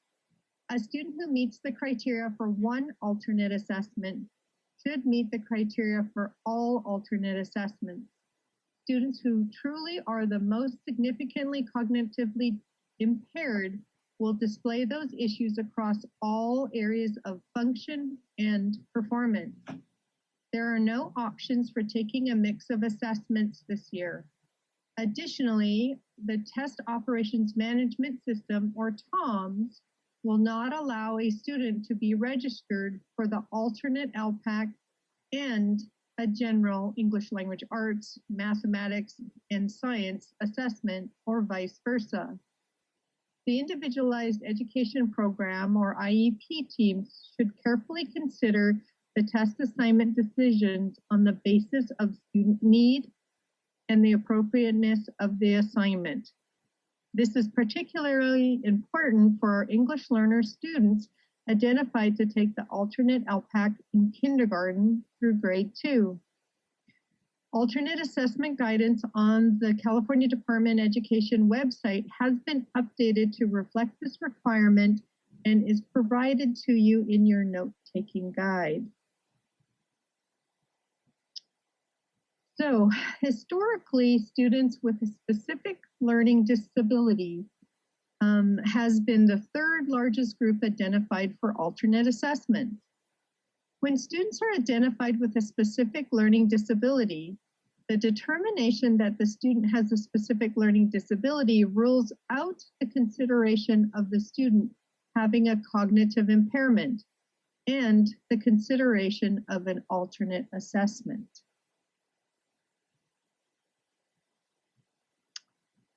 We've been working to ensure uniformity and consistency across all of our alternate assessments over the past year. The CDE has designed a new resource for our test examiners. It's called the Response Options for Alternate Assessments. And this is a resource that provides test examiners with brief guidance on the 3 student response options available in their test delivery system: pause and resume, mark as no response, and skip. Note, however, that the mark as no response option is only available for the California Alternate Assessment for Science and the alternate LPAC at this time. This guide includes descriptions and tips for test examiners on when and why to choose, on the basis of their knowledge of the student, any of the 3 student response options. This resource can be found on the CASP and LPAC website, and the link can be found in your note-taking guide. Next, on the basis of feedback from our test examiners who administer the alternate assessments, the directions for administration, or DFAs, have been revised and improved for consistency across all alternate assessment programs to benefit our test examiners who administer these assessments in multiple content areas. The new, easy-to-use, and accessible DFAs can be accessed in the Test Operations Management System, or TOMS. Our current DFAs available are for the alternate LPAC and our CAAs for science. CAAs for ELA and math will be later released this late fall, early winter. So this year, second scoring will be required for the California Alternate Assessment, or CAA, for ELA, English Language Arts, and the alternate LPAC for all rubric scored items. As part of federal requirements, all rubric scored items must undergo a 10% back read or second scoring for validity. The actual participation for CAA for ELA last year didn't reach the statistical tipping point for the forums. Second scoring of the California alternate assessment for ELA was postponed due to the pandemic, but starts again with the 2021-22 administration. Any LEA identified for second scoring will be assigned a version 5 of the DFA. LEAs assigned second scoring for the alternate LPAC have also been identified and can check the second scoring assignments on the lpac.org website. For sampling, LEAs will be notified if they are selected to participate in the second scoring this year. LEAs will not be asked to participate in second scoring for 2 consecutive years. So what is a secondary scorer? LEAs selected for second scoring will need to arrange to have a second test examiner present during testing. The secondary test examiner will need to complete the same training as the primary test examiner. The same process for the CAAs for ELA and for alternate LPAC occur. The secondary test examiner observes testing and scores in the moment only the rubric scored items. These will be marked in the test administrator interface and directions for administration. The secondary test examiner will enter their scores in the data entry interface during or as soon as possible following the testing. All scores must be entered into the DEI prior to close of the testing window. The scores from the secondary test examiner do not affect the student's results. Also, the CAA for ELA and Math 2020-21 test forms are being reused this year for the 21-22 administration, along with our alternate LPAC field test, which was postponed from this last spring to starting this fall. And here are some updates on the 1% threshold survey. So it's important to note that there will only be one submission for each local educational agency. If someone in the LEA makes another submission, they will get an error message. If the first entry was an error, you can still contact us to amend the submission. You will now receive a confirmation of submission. You will no longer need to worry if your submission was received or not. There are changes to the rationale section. You will now have 2 basic choices, small LEA or specialized programs. There will be a smaller text entry box, but information about the IEP team procedures followed, etc., is not relevant information. We need to know why the LEA is over.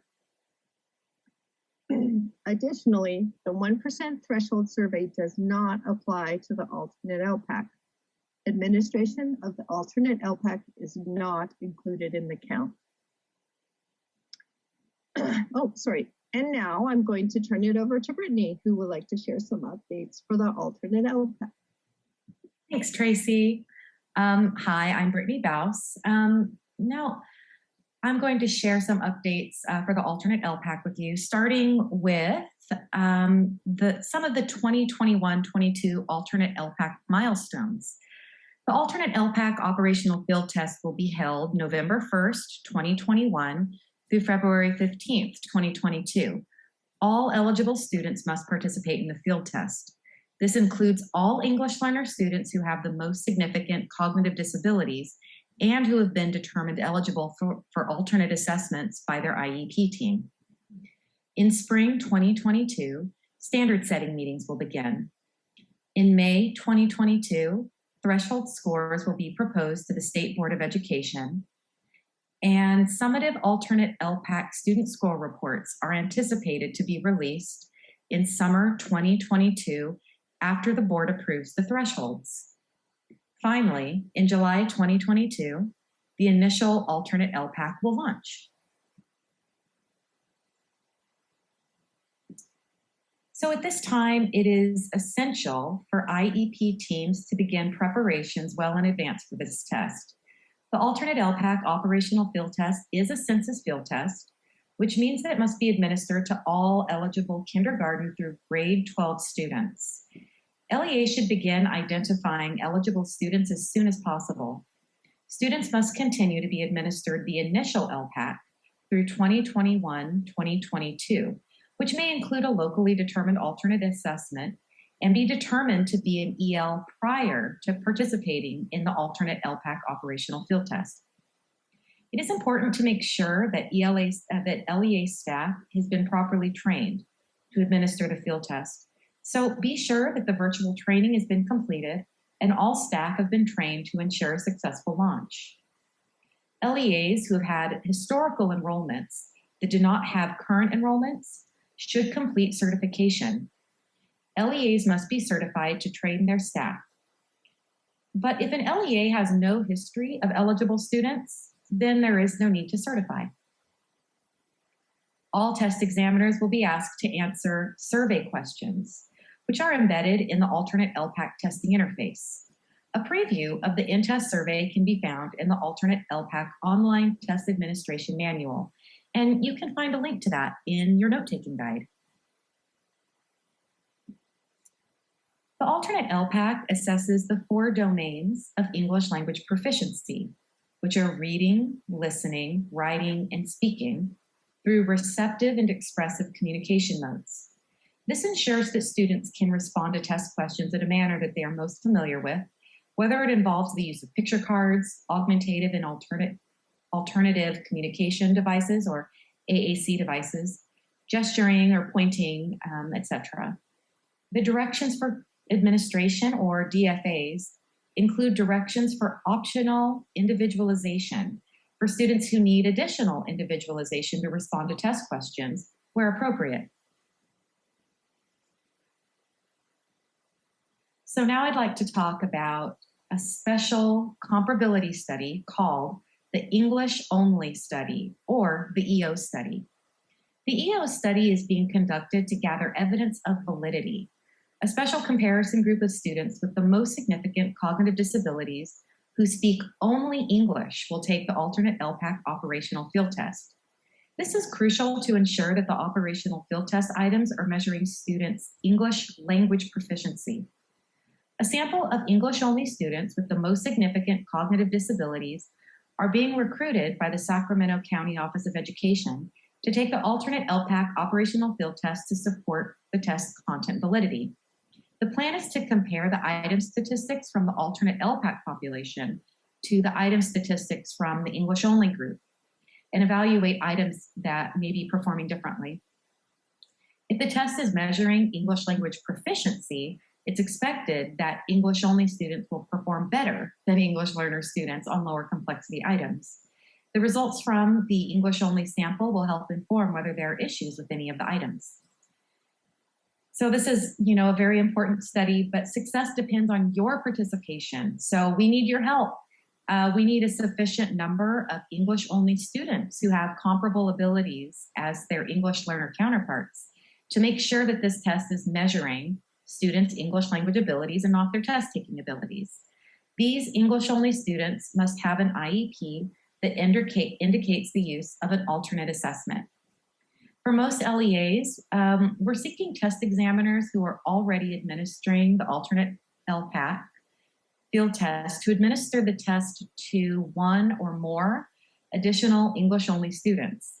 The test examiner must, however, be familiar with the English-only student's preferred mode of communication. And there will be a monetary incentive for LEAs who participate in the English-only study.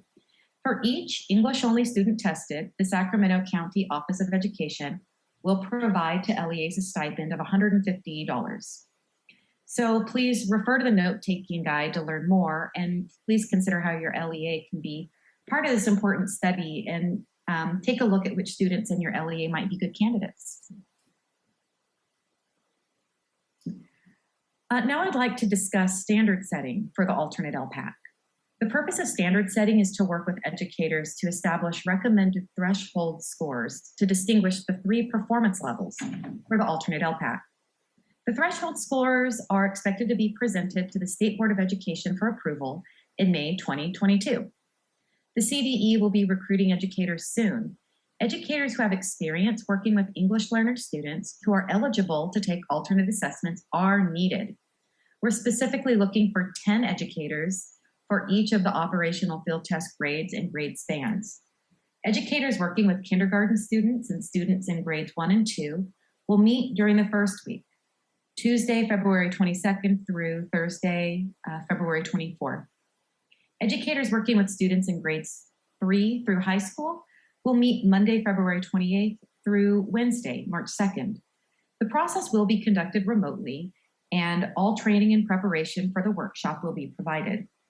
If you or a colleague might be interested, please visit the Educators Opportunity portal on the LPAC website. There is more information in the note-taking guide if you need it. This is a great professional development opportunity for educators, and we need your help. The alternate LPAC field test will meet requirements for annual English language proficiency, or ELP testing. There is no need to administer a locally determined alternate ELP assessment to eligible EL students for the 2021-22 school year. The results of the field test will be reported, and students will receive a summative alternate LPAC student score report. The CDE will begin discussions pertaining to reclassification guidance once the first operational test has been completed. From now on, no locally determined alternate assessments will be allowed for summative LPAC testing. So now I'd like to share some new resources that are available and will be helpful with the administration of the alternate LPAC field test. There are links to each resource in your note-taking guide. Please note that new resources are coming out all the time, so keep an eye out for news about when they're posted and available. So first, we have the ELD connectors available for educators. They were only available in the alternate LPAC blueprints, but now they're available on an easy-to-read document that will be separate from the blueprints. We have a new flyer called the Alternate LPAC Participation Scoring Flyer. This one is a resource that's designed to provide testing scenarios that indicate when a student is counted toward participation and receives a student score report. We have also updated the training and practice DFAs, and it's highly recommended to go to the training and practice tests ahead of administration to get a firsthand look at the test layout and accessibility resources. The alternate LPAC accommodations and accessibility guidelines have been posted since March, but may now be useful as you plan student resources for testing. And the new Starting Smarter website for alternate LPAC is now available. This particular website is designed specifically for parents and guardians and is full of great information and resources. So that wraps up our presentation. Thank you so much for joining us today. All right, welcome back. Welcome back, everyone. Truly appreciate and love all of the questions in the chat box. Again, we're here to help and serve, and when we don't have an answer, we will try to find it for you.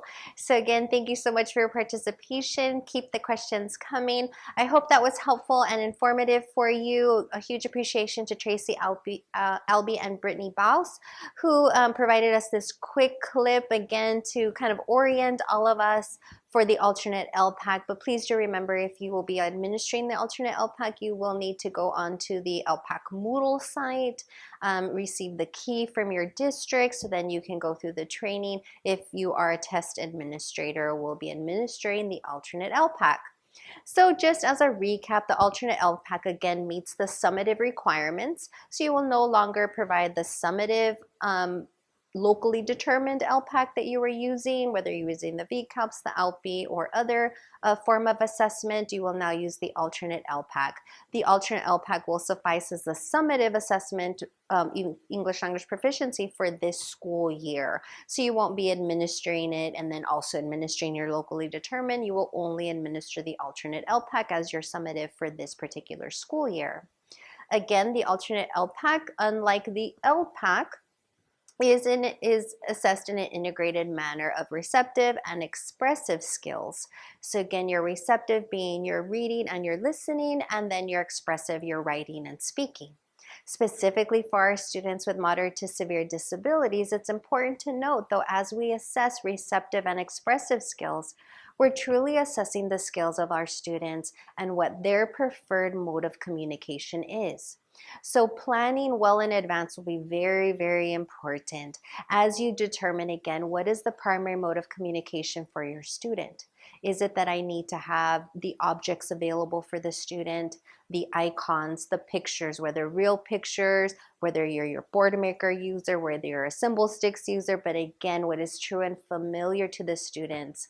And then ensuring, again, if AAC is required, that all of your AAC is available. So as noted, again, the alternate LPAC window has already opened and it will go through February 15th.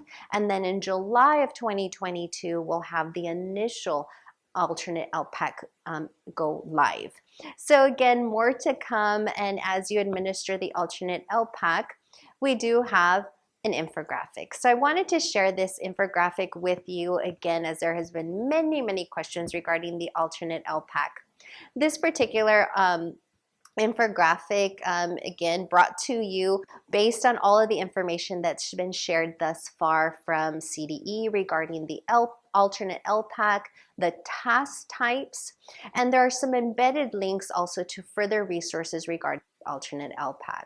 So at this point in time, we wanted for you to click on the link. We'll place it in the chat box as well so that you can access this infographic. The infographic takes you through, again, a recap of the administration as far as who can administer the alternate LPAC, or who should, I should say, and then the 7 alternate LPAC task types. As you explore the alternate LPAC task types, what we'd like for you to do is to be reflective and what this might look like in your classroom. But for right now, we'd like you just to explore the alternate LPAC task types. So we're going to give you about 5 minutes. Go ahead and open the alternate LPAC task types infographic and review independently. So go ahead and take 5 minutes to do that now. Okay. So at this point, you've had an opportunity to review the alternate LPAC task types. And as we consider, again, as always, we consider the importance of it is to have data, to have assessments that are valid and reliable for our students. But our question is always, how does it impact, again, the learning of our students? How do we ensure that the students are being supported equitably during curriculum and instruction? And this is the next part of our conversations as we look at, again, how we incorporate the ELD standards in our classrooms as we provide comprehensive ELD for students with moderate, severe, and profound disabilities. And the task types is that first glimmer of what that might look like, because that's always the question. What does it look like? So as you consider the needs of your students and anticipating and understanding for the respective student that I serve, what does communicating and exchange look like? What does, again, participating and communicating with another following a classroom routine.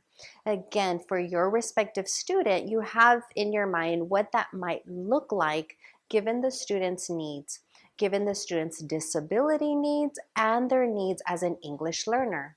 So as you explore the task types, we wanted to engage you in this activity on a Padlet. It's always nice to see what others are sharing and reflecting. So this is a Padlet for everyone to post as many posts as you like.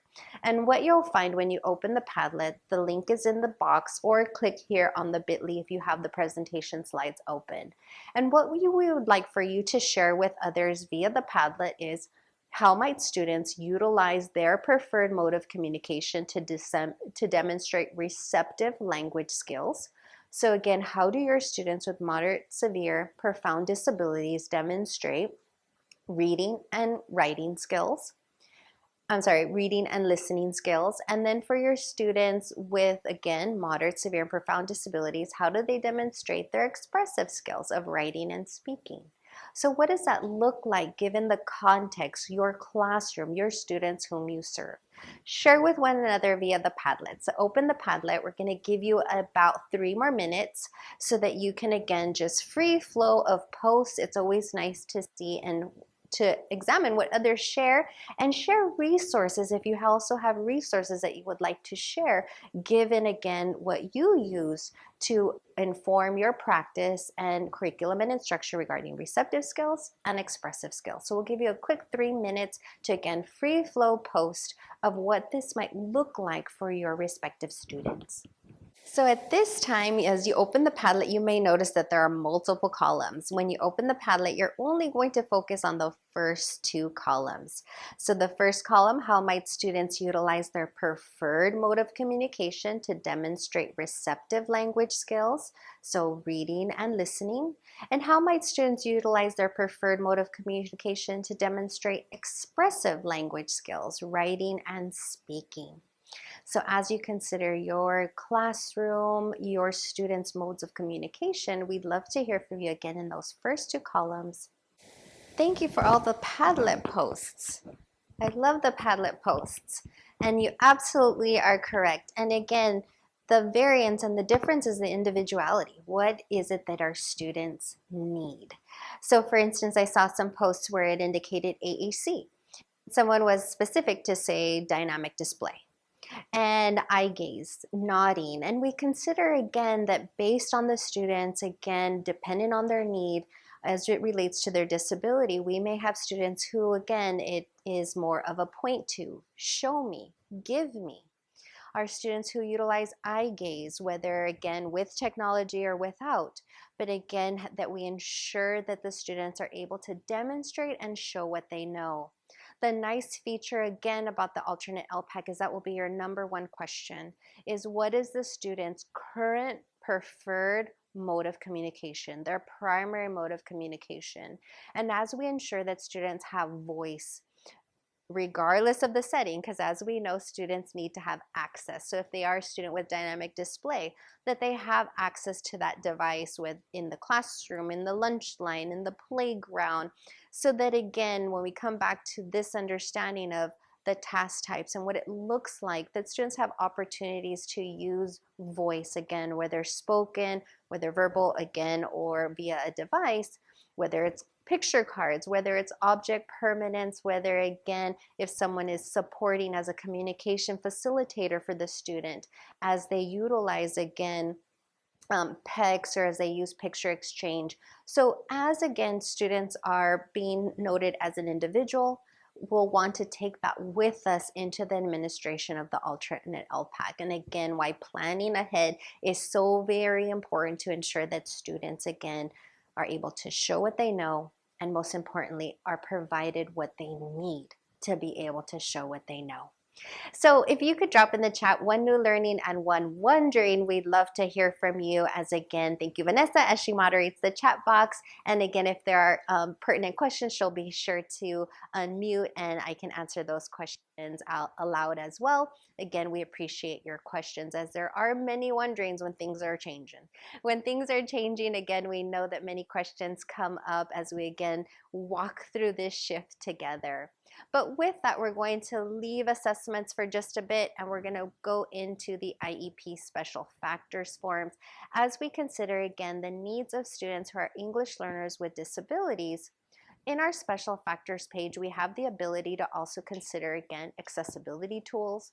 For our students with low incidence disabilities, we're able to acknowledge again what are those low incidence device supports and services that they need via the special factors. Importantly as well, as we consider accessibility tools, we now get to again number 3, one of the 3 considerations for English learners with disabilities regarding how and where designated ELD instruction will occur. And that's important to note as IEP teams will need to discuss least restrictive environment, the supportive tools that students need, ensuring that those supportive tools follow students into general education environments if the team deems that that is the most appropriate placement.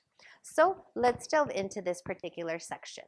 Assistive technology, near and dear to our hearts as we ensure that students have access. Equity and access for students with disabilities comes in many different forms when we discuss assistive technology. So as assistive technology is being considered for our students, we want to ensure that it is a true match, that it is a supportive structure, because we also know that sometimes more is just more.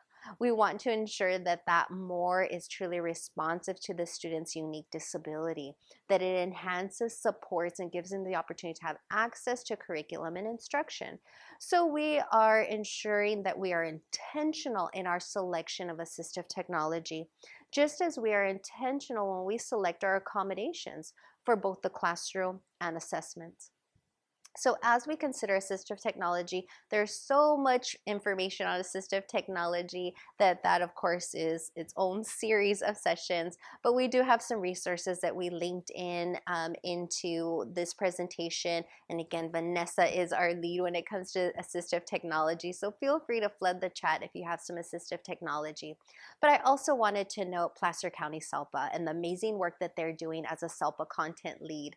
So in as much as our SELPA content lead is improving outcomes for English learners with disabilities, Placer County's content lead area is open access. We encourage you to visit their toolkits. So if you click on the link open access, it'll take you to their toolkits for AT, for assistive technology, as well as AAC. So if you are interested in AAC and more information about matching again the right tools and structures and supports, we encourage you to visit their website or connect with Placer County.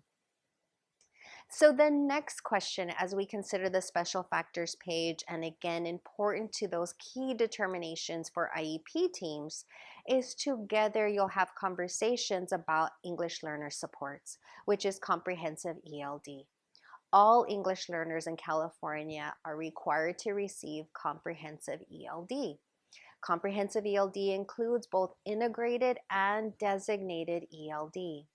In the IEP, our responsibility is to look at integrated ELD, which occurs across contexts, and determine where necessary our students receive primary language supports and what that might look like. In addition, designated ELD, the IEP team has voice in determining the location and the appropriateness of designated ELD for the student with a disability. So as we consider comprehensive ELD, again, both integrated and designated is part of core instruction. So as we consider students as general ed students first, students as English learners, we know that core tier 1 support is designated ELD for our students. It's not an intervention program. ELD again is tier 1 core, and therefore for a student with a disability, comprehensive ELD must be retained. So it's not to say that once a student qualifies for special education supports and services that they lose ELD supports. Rather, we want to ensure that ELD is integrated, it is retained and supported regardless of the environment. So it may be that some students who are English learners with disabilities receive designated ELD within the special education setting, and some students that continue to receive designated ELD in the general education setting given their accommodations and or modifications as listed in their IEP. So again, just as a reminder, again, all students who are English learners, again, their core instruction includes ELD. Excuse me. Sorry. Thank you. So as we consider, again, comprehensive ELD, integrated and designated, the importance to note again is that the ELD standards are core to ELD, that our students with disabilities have access to ELD standards. And what I do know is that many times as special educators, you may or may not have had in-depth training regarding the ELD standards. So today we will give you some highlights and review of the ELD standards. In addition, we'll explore after lunch the actual ELD connectors that have now been published as part of the alternate LPAC, which is very exciting as well. So as we consider integrated ELD, again, across content areas, integrated ELD, where we ensure that ELD standards are in tandem. So in conjunction with the focal standards of that content area that you're teaching at the time or in the moment. Whereas designated ELD is that protected time where ELD standards are the focus, where we are ensuring that students are having opportunities to collaborate, to integrate information, to communicate and build upon their English language proficiency skills. We do encourage you that regarding designated ELD that you refer back to your district, to your EL master plan to identify what is that protected time for your respective grade level or grade span regarding designated ELD. So that will be important to note that as designated ELD is a requirement, there may be some variance of time and where it's provided, again, given your EL master plan. When we consider the needs of students with disabilities, we'll consider through the IEP team where it is most appropriate and least restrictive in which to receive that designated ELD time. So let's first focus on integrated ELD.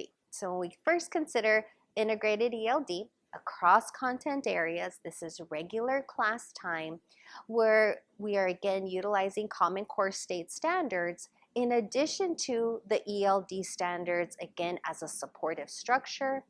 We're also considering students' access to primary language resources so that they have support, accommodations, and are building upon, again, English language acquisition skills to be able to truly access those general education Common Core State standards. So as we note, again, some primary language resources for English learners, this is not an exhaustive list. For those of you who are utilizing IEP vendors, this list might be present. It may look a little bit different regarding your IEP vendor as there are several different versions out across California. We just wanted to share with you a few, again, that you could utilize whether in a low-tech manner or a high-tech manner, not to be misinterpreted as a one-to-one or an individualized bilingual translator for any given student. However, that may be a decision made by the IEP team regarding its need based on the student. So this particular list you'll see here, again, pairing key text and words translated to primary language with visuals. And that may be by means of a translated glossary, a dictionary, thesaurus in the primary language, whether electronic based as an add-on, or perhaps it is an actual paper-based product or tool that you're utilizing. The same is true when we consider our students' use of AHC. Have we considered, again, that we may need to potentially physically record the student's primary language and dialect into their device, and or perhaps there are already pages on their device given the vendor that you use? So as you consider primary language resources, we want to ensure that we all have a stance that primary language, retention of primary language and culture is truly an asset. That when students come into our system, students have language. Students absolutely have receptive skills. Perhaps their receptive skills are not verbal, but given the right tools, they're able to then demonstrate voice.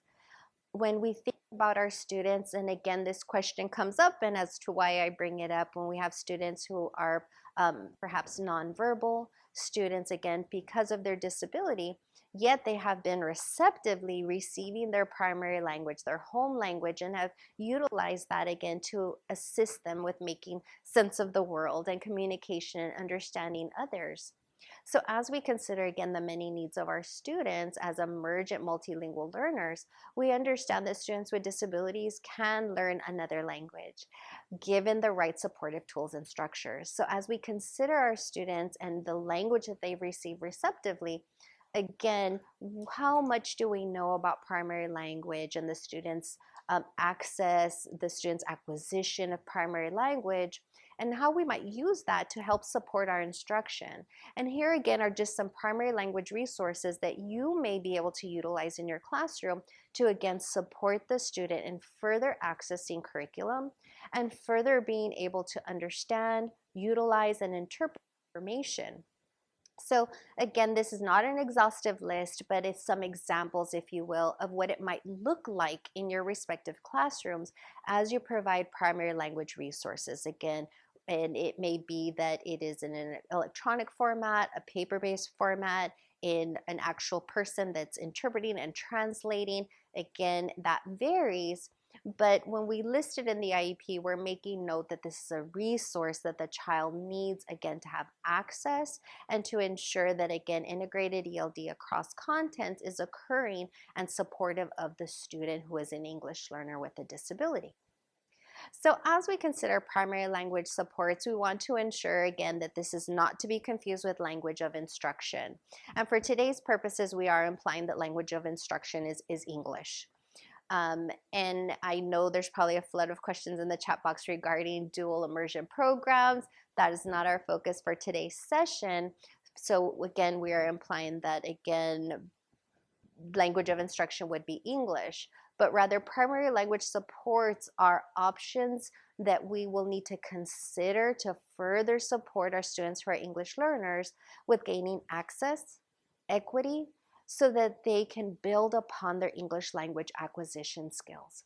And here are just some examples regarding explaining of instructions to a student. And it may be that we use primary language resources in different formats to front load a key concept.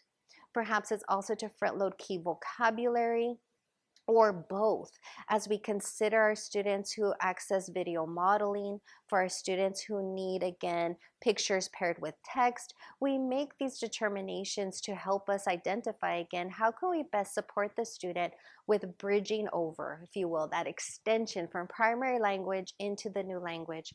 Also recognizing that our students may have other compounded needs and may need access to concepts. So as we consider front loading and scaffolding as we introduce new concepts, students who are English learners or English only may benefit from, again, these scaffolds. When we think about teachers, especially our ed specialists who serve students with moderate to severe disabilities, I know how language rich your environments are, and thank you. And that's, I think, one of the things that we just absolutely love about serving students with moderate to severe disabilities, because we ensure that language is constantly at the focus as we assist and support students with their ability to communicate, and again, given their respective mode of communication. So as we consider, again, the context and ensuring students truly have access, again, primary language may be that next supportive tool, if you haven't already utilized primary language resources, to open up avenues for our students who are English learners and to build upon language that they already have. So primary language supports, again, for students in our respective programs will want to be sure, and I'm not marketing any of these items, but I know they exist out in your classrooms. And based on the students that you serve, and again, their mode of communication, again, you may be using multiple sources in your respective classroom. And I think about the devices where we record our own voice, and then the devices that already come with pages, and some already come with the various languages, some 10 different languages that you just need to program so students have access. And it depends. We have students, again, from very basic mode where we have that Big Mac and we have it in the primary language as well as that repeated storyline in English. or maybe it's the one word, or maybe it's the object that we ourselves are providing while also providing translation. So again, depending on the needs of your student, you're considering again what is available in your classroom right now. You may also be considering what resources are available to me and how you might connect with your administrators. As administrators, we want to be supportive of the field and ensure that our teachers have the resources that they need to be able to support every learner in their classroom. And when we consider the needs of students with moderate to severe and profound disabilities, yes, that means additional tools and additional supports and perhaps additional professional development. I'm not sure if we have any speech pathologists in our session, and I just want to say thank you. You're all worth your weight in gold, because again, the knowledge that you can provide regarding language development, regarding language acquisition is very helpful, and also assessing and supporting in guiding the field on what might be the right AAC. Because when we consider the various amounts of AAC available to us, we want to ensure that it's responsive to the student, that the student's able to access their device and utilize it proactively to communicate in different contexts and environments, that it's available and charged across content areas, because again, we want students to have voice just as we carry our voice with us across environments.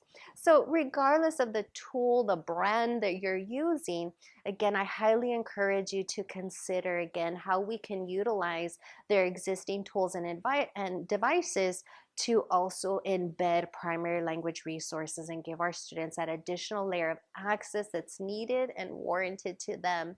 So again, all of those links are active, and if you wanted to explore any of those links, you absolutely can. Please speak to your administrators, again, if you require additional training regarding AAC or have further questions about AAC, and we'd love to hear it in the chat box. The English Learner Student Questionnaire is also a great tool. Appendices 4.3 is found in the California Practitioner's Guide. You can also download it, and it's fillable from our website. It's also in the Padlet as a downloadable fillable form. The English Learner Student Questionnaire language use form is a great form, and regarding students with moderate to severe disabilities, this is actually a great form to use as an interview with a family. As we consider again, how much language does the child have in their L1, in their primary language? It gives us some insight and glimmer of the vocabulary that's been developed, or the vocabulary the student has already been exposed to, and the depth and complexity of the primary language the student has exposure to. So this particular resource, again, available in English. We hope to have it translated out to you in Spanish really soon, because we have received lots of requests for this particular form.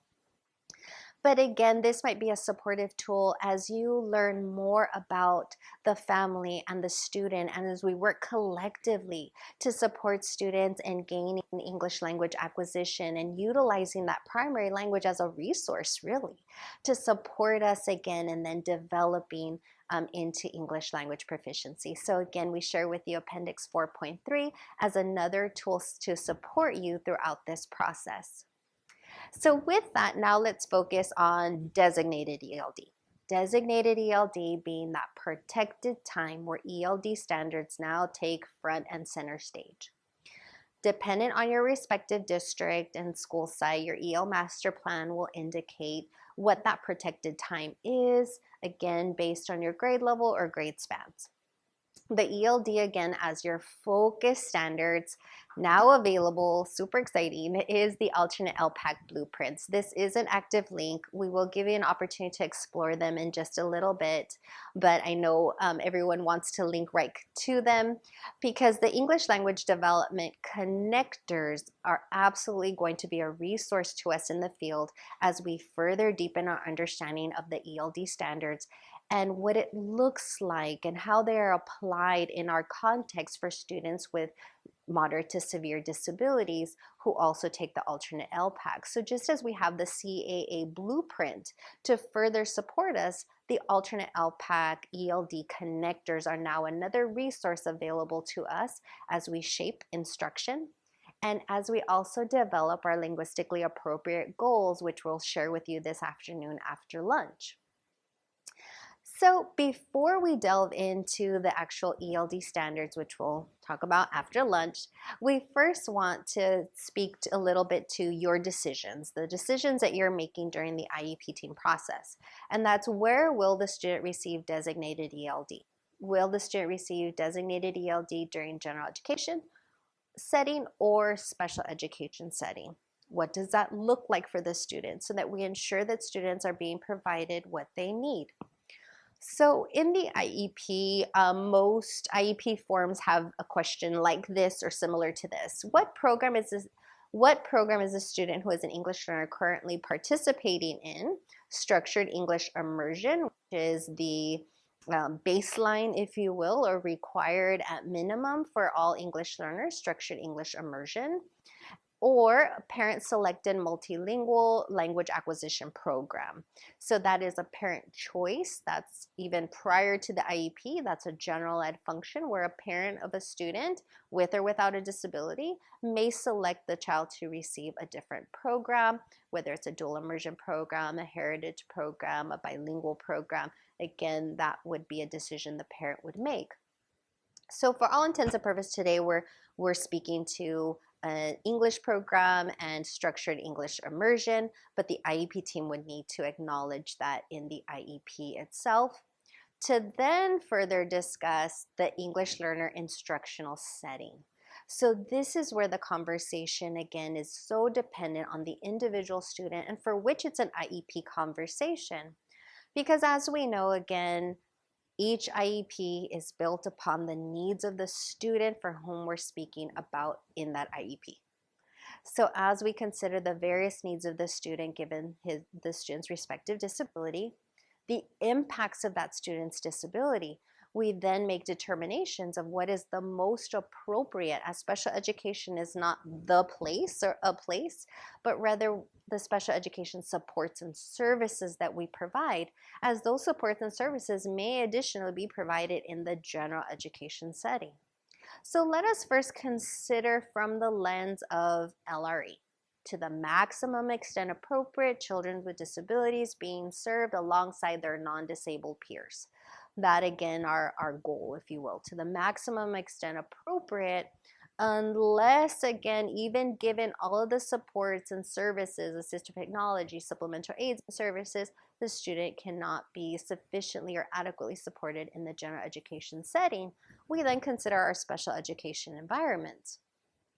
As we consider comprehensive ELD, this again might support us as we think about designated ELD, and noting this last prong. For targeted interventions, English learners may benefit from being grouped with peers with similar learning needs.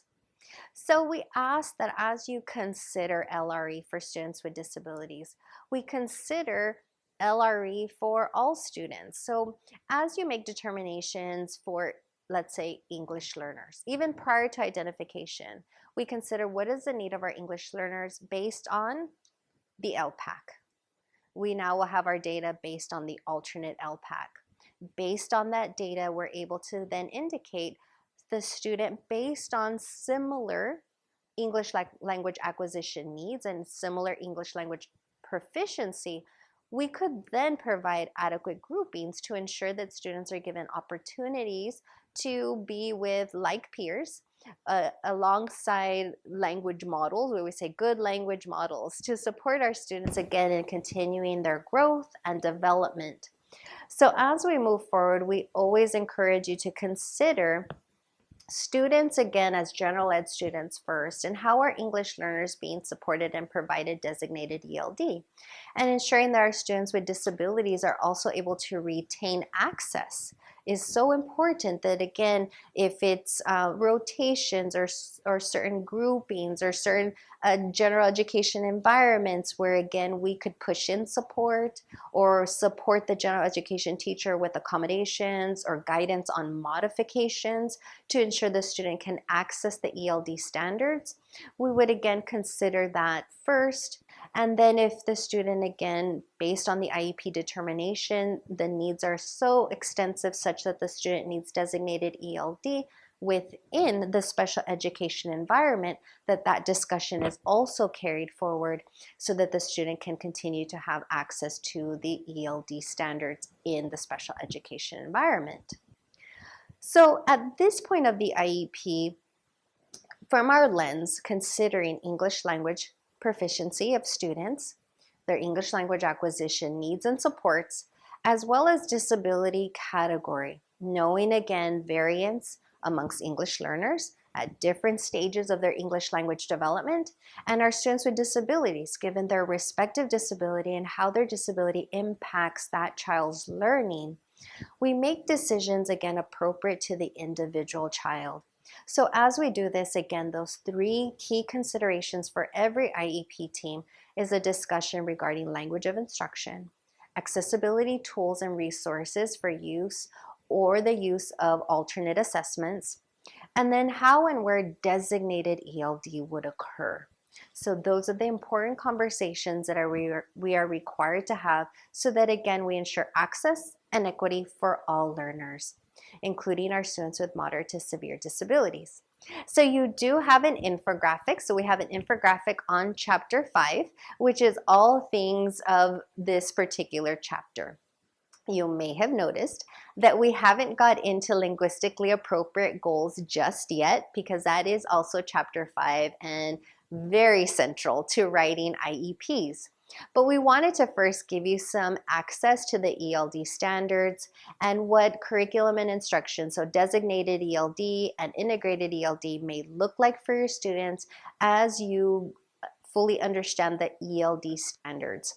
So after lunch, that will be our focus, is reviewing the makeup of the ELD standards, the alternate ELD connectors and their application, to give you an opportunity to first again examine the ELD standards so that when we then get into linguistically appropriate goals, you have the necessary tools and resources for you to truly build linguistically appropriate goals and objectives this afternoon. This particular infographic, as there was also one for chapter 4, this is the chapter 5 infographic, and again a useful resource for you to utilize and share with others. It is linked into the Padlet as well as linked into these slides. So again, a huge thanks to Vanessa, who is our super tech, and she is able to again share this infographic with the field to help you and concisely encompass all of chapter 5.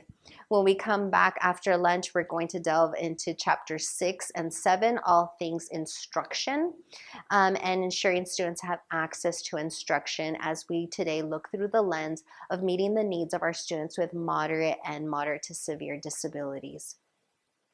So before we jump into chapter 6, and we are very close to lunch because we did promise you lunch at 11:30, stop and pause and see if there are any questions in the chat box that you'd like me to answer aloud. Feel free to enter in the chat box any wonderings that you have at this time, and of course we love to hear any new learnings as well. There is a question, Okay. and it is, if a parent does not consent to an alternate assessment, does the student still need to take the alternate LPAC, or would they still take the regular LPAC with variations, accommodations, supports? Oh, that is a great question, because unlike the SBAC assessment where parents could opt out, parents, guardians cannot opt out their child from the LPAC. So if the parent were to decide against the administration of the alternate LPAC, then you would administer the LPAC with various accommodations. You may also want to consider potentially at that point domain exemptions where appropriate, as the impact of the disability itself may not allow the student to have access appropriately to the LPAC.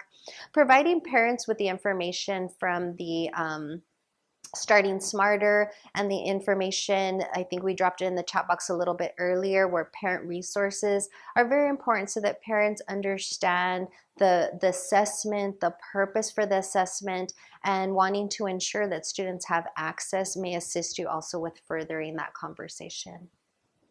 And the last question that popped up is, can primary language support be provided when administering the alt LPAC?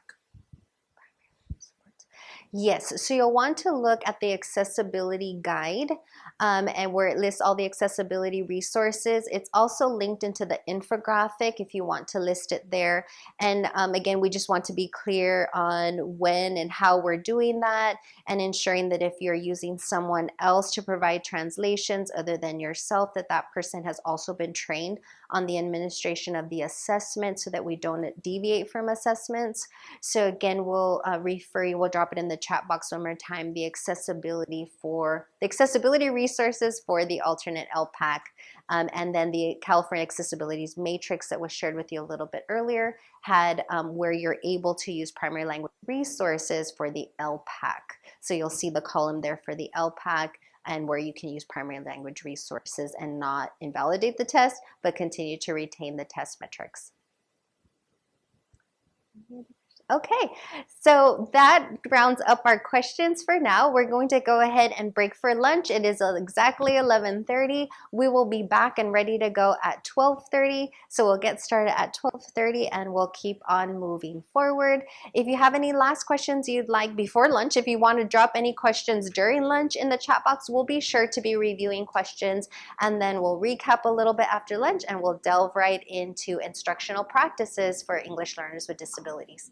Thank you so much. Enjoy your 1 hour lunch. Welcome back, everyone. I hope your lunch was an enjoyable one. Glad to see all of you coming back so that we can continue with our discussion on. So to recap, we covered all sorts of topics related to the development of the IEP prior to our lunch break. Now we're going to launch into the California Practitioner's Guide, Chapter 6 for Educating English Learners with Disabilities. So Chapter 6 is part of Section 3 of the California Practitioner's Guide, and it encompasses all things related to educational programs and instructional strategies. As always, every single chapter starts with questions addressed for both teachers and administrators. As you can see, there's 2 screenshots that are related to an infographic related to Chapter 6 of the California Practitioner's Guide. Each of these infographics are linked back into the Practitioner's Guide, to the tables, to the appendices, and to sections that deal with topics specified in Chapter 6. So let's look at what Chapter 6 is going to cover for us. So Chapter 6 gives us guidance related to comprehensive ELD instruction, EL services, and disability-related services for which English learners with disabilities are entitled under state law. We know there are California and federal laws that tell us what is required for us as we seek to provide free and appropriate public education, least restrictive environment, and access to educational programs that are appropriately ambitious for all of our students that will allow them to have a chance to meet challenging objectives. This is further covered in Chapter 6 of the California Practitioner's Guide, should you wish to read a little bit further into it. But for the time being, let's get into the English Learner Roadmap. So the English Learner Roadmap provides 4 guiding principles, and the 4 guiding principles are listed here. So we're looking at assets-oriented and needs-responsive schools, that being one of our goals, to have intellectual quality of instruction and meaningful access for all English learners. Also to provide system conditions that support effectiveness. And principle 4, we're looking for an alignment and articulation within and across systems. Each of these principles has supporting elements that contribute to each of the principles. And as mentioned earlier, the EL roadmap is encompassing of all English learners, including English learners with disabilities and English learners with extensive support needs. As we seek to be culturally and linguistically responsive to the needs of our students, we need to consider the fact that our students have a multidimensional approach to identity. We're looking at culture, we're looking at ethnicity, we're looking at disability, race, sexuality, gender. And when we are considering the student as a whole child approach, we want to ensure that we are validating, affirming, building, and bridging, providing that VAB framework that will allow us to truly be culturally and linguistically responsive as we aim to meet the needs. Chapter 6, of course, starts off with the California values for educating English learners with disabilities. Figure 6.1 gives us details as to what it is that California values and believes in the approach of teaching English learners with disabilities. Also, Chapter 6 focuses on all things related to language and recognizing that language is at the core of all curriculum. As we look at the circles of implementation highlighted here in Figure 6.10, we see that quite literally the ELD standards are at the center. They are the core of all curriculum. Earlier, we took a look at the stages of English language development featured here, from native language to emerging, expanding, bridging, and being lifelong language learners. So considering that specifically as it relates to our students with extensive support needs, it becomes critical to see where that intersection lies between disability category, not necessarily just the disability, but the manifestation of across tasks, purpose, and settings, and how these stages of English language development impact individual learners. Now, Debbie talked earlier about integrated ELD and designated ELD as part of the comprehensive ELD that all English learners are entitled to as part of their core instruction.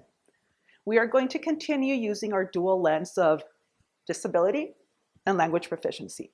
So now when we're looking at integrated ELD, which again to recap takes place during regular class time and has the ELD standards working in tandem with our content standards, and then designated ELD, which is a separate chunk of time, it's protected time, where the ELD standards are the focal standards. Using our dual lens, we're going to take a deep look into what comprehensive ELD encompasses. So we have a fun activity, which we borrowed and adapted from the belief modules developed by CISC as part of CISESA. So what we've done is we've taken their Venn diagram to take a look at both integrated ELD, designated ELD, and the overlap between the two. So features that apply to both. What I want us to do is I want us to look at this feature right here. And this is a manipulative activity. It's a flippity ELD Venn diagram. So Debbie's going to drop the link to the flippity activity. What you're going to do is you're going to click open on that link, and you are going to first position the colored strips on the Venn. You might want to put the yellow strip for integrated ELD on that very first circle, then put designated ELD on the second one, and then both right smack dab in the middle. So this is an independent activity. I'm going to give you a couple of minutes to just sit there, mull it over, drag some of those strips around, and position them where you think that they belong. Remembering, of course, the core tenets of each. Integrated ELD throughout the day, ELD standards in tandem with content standards, designated ELD, separate time, ELD standards as the focal standards, and the overlap down the middle. Let's take about 3 minutes to see where we end up with that, and then we'll recap and review where it is that we placed our strips. All right, as we start wrapping up our 3 minutes on this Venn diagram, go ahead and make that last decision and drop that manipulative strip where you think it belongs, and let's move on to check our answers. And again, like many things, this is open for discussion. So if you have any questions or doubts as to why that strip ended somewhere, go ahead and let us know in the chat as well. All right, integrated ELD. Integrated ELD. So here we're looking at lessons that are driven by content demand with necessary language support in line with the ELD standards. The clue here being content demand and ELD standards. Integrated ELD goes on all day long, above and beyond a designated ELD. It has a content and a language objective. The ELD standards are used in tandem with the content standards. And although it is not designed for English-only students or RFEP students, because it's integrated and because these supports are built in throughout the day, they will have access to some of these integrated ELD supports.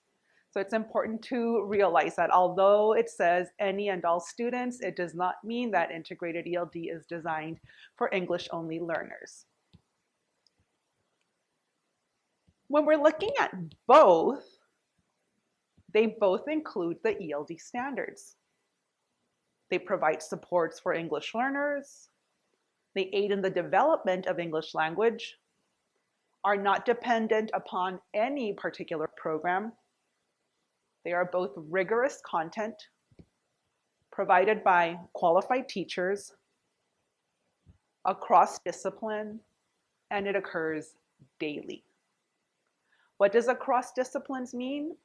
It means that although integrated ELD has both the content and the language standards, when we're talking about designated ELD, we can use the disciplines to teach those designated ELD standards.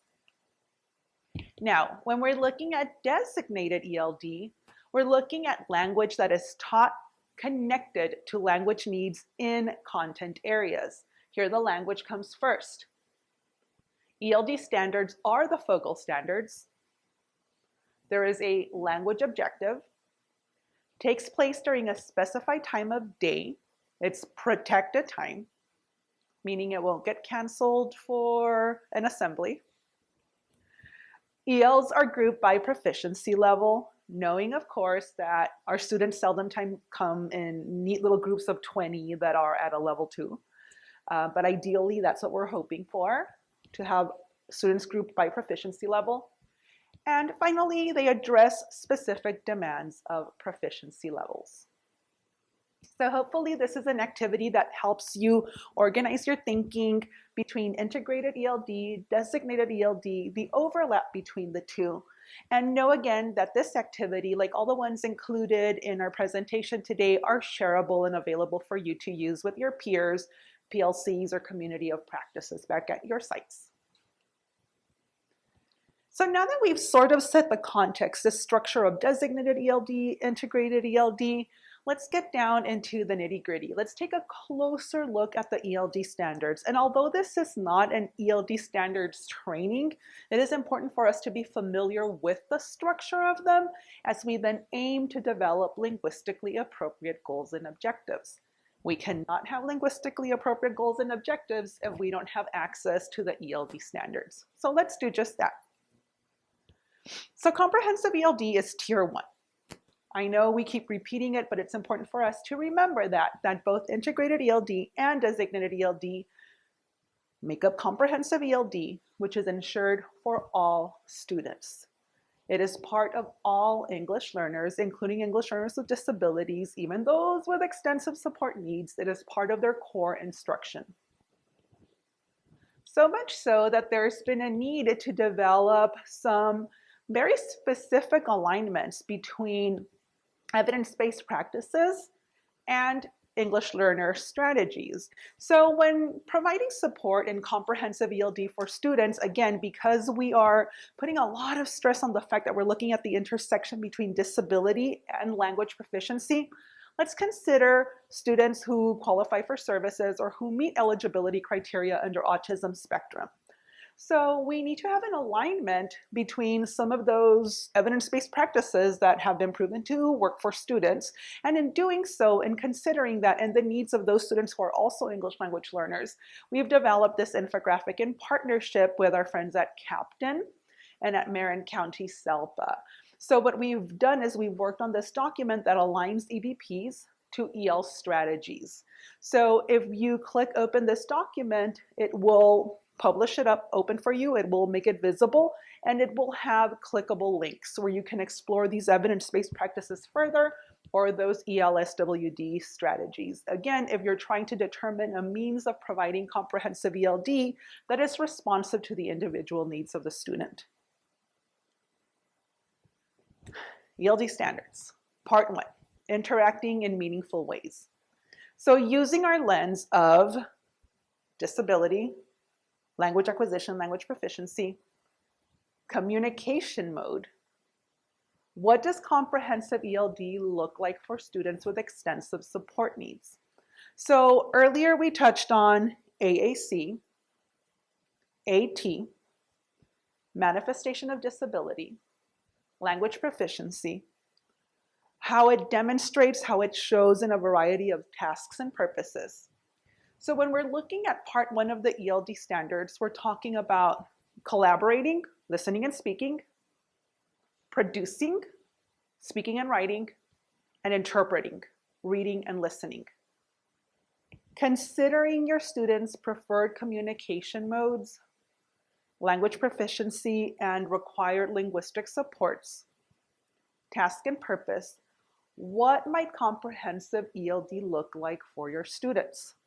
Take a second to mull it over, because what we're going to do now is we're going to look at it one chunk at a time. When we're looking at collaborative, which is part 1 of the ELD standards, students are collaborating with each other by engaging in listening tasks and speaking tasks.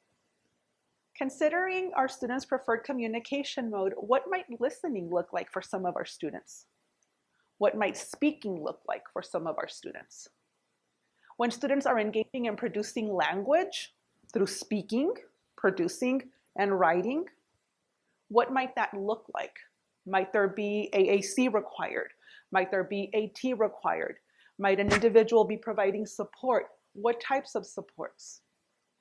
And as students are interpreting through reading and listening, what supports might be available there when providing comprehensive ELD? Again, remembering that comprehensive ELD is that happens throughout the day, integrated ELD, and then that protected time with the ELD standards as our focal standards. I want us to go back to that Padlet where we looked at the task types. But now we're looking at the task types with a different purpose. If you look at steps 1, 2, 3, 4, 5, 6, and 7 with the 7 distinct task types, 7, consider part 1, interacting in meaningful ways. Collaboration, production, and interpretation. What does comprehensive ELD look like for your students, and how might the task types inform your practice? Knowing that this is how students are going to be assessed with the alternate LPAC. Students are going to be assessed using recognition of common words, communicating about familiar topics, understanding school exchanges, describing a routine, understanding and expressing an opinion, interacting with literary text, or interacting with informational text. Considering communication modes, part 1 of the ELD standards and the task types. Go ahead and pop open that Padlet and I'll give you 3 to 5 minutes to start adding to those next columns. Remember, we addressed those first 2 columns earlier in the day. Now we're moving across to the columns that specify what does comprehensive ELD look like. Integrated ELD, designated ELD. Let's take a couple of minutes to do that. What might some of those accommodations look like? What type of AT supports, AAC supports? Continue to add to the Padlet as I walk through some of these task types, just to do a quick little think aloud as to what might be considered for students with extensive support needs. So when I'm looking at communicating about a familiar topic, we're looking at task type 2. So if we're looking specifically at that task type, I know that it's requiring us to communicate. Well, not us, the student, right? So the student is going to communicate about a familiar topic. So I have to consider what communication looks like for my student. If it's a student that is relying on PECs, I know that that's what I need to focus on, right? So I want to make sure that they have the required PECs to be able to respond to a variety of topics. If I'm looking at Task type 4, describing a routine. How does the student typically describe? Are they reliant on an iPad? Are they using switches? What is their preferred mode of communication, and what might that look like? What opportunities might you embed in your integrated ELD instruction and comprehensive ELD instruction? Remember that every student is different, so you might be thinking that, oh, well, for this student, I might do this, and for this other student, I might do that. And that is okay because you are being responsive and supportive to those individual student needs. The cue here for us to remember is that these are individualized supports for students, not a one-size-fits-all. Same thing with ELD strategies. There are tried and true ELD strategies, though at times we might need to adapt them to best meet the needs of our students.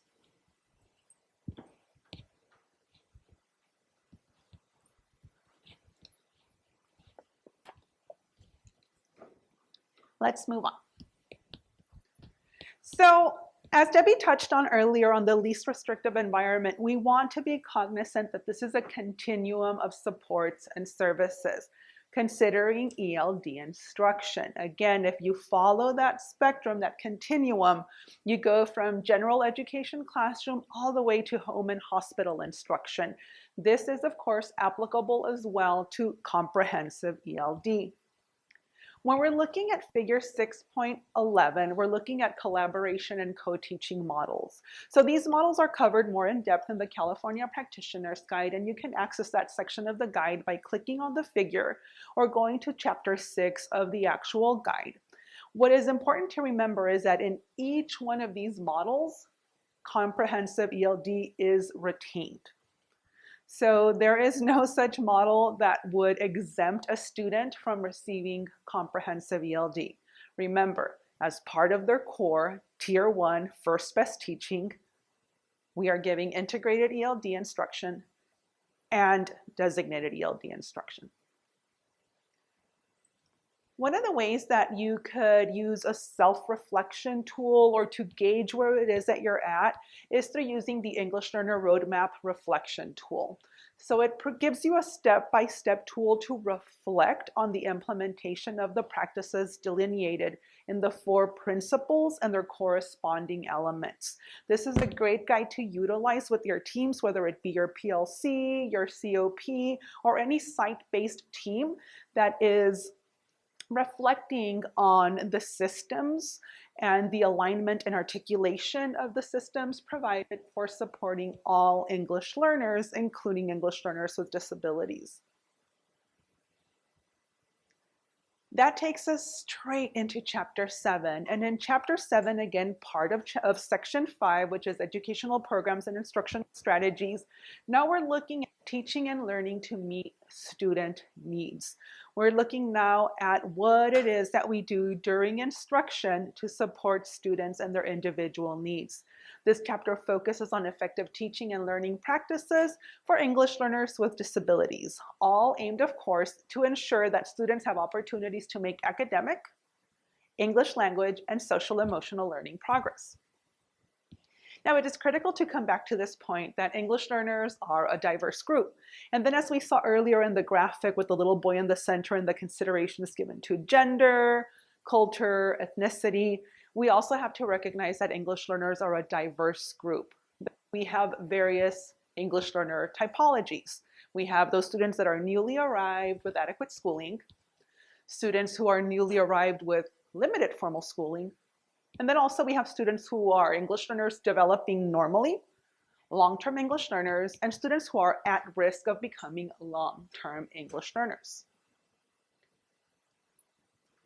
That also holds true for students with disabilities. Students with disabilities are unique and diverse. So in focusing on access and equity, we want to ensure that we're providing a focus on culturally and linguistically appropriate instructional practices, keeping all of those dimensions of identity, the English learner typologies that we touched upon, and also the 13 disability categories, because we know that some of our students have multiple disabilities, meet eligibility for multiple disabilities, So therefore, their needs are even more nuanced then. So in providing comprehensive ELD, as we've mentioned over and over, we're talking about Tier 1 core instruction. All English learners have access to comprehensive ELD. And in doing that and designing for all students, specifically as we're talking about designated ELD, we want to think about how it is that we're going to be providing instruction, designated ELD instruction, for students with moderate to severe to extensive support needs. So one of the ways that we can do that is by looking at an integrated approach using the alternate achievement standards and the new ELD connectors. So these are available for you in the Padlet to access. Debbie's going to drop them into the chat box right now so you can have them readily available if you want to start popping those open, because we are going to engage with them in a little bit. So as you can imagine, the ELD connectors are related to the alternate LPAC.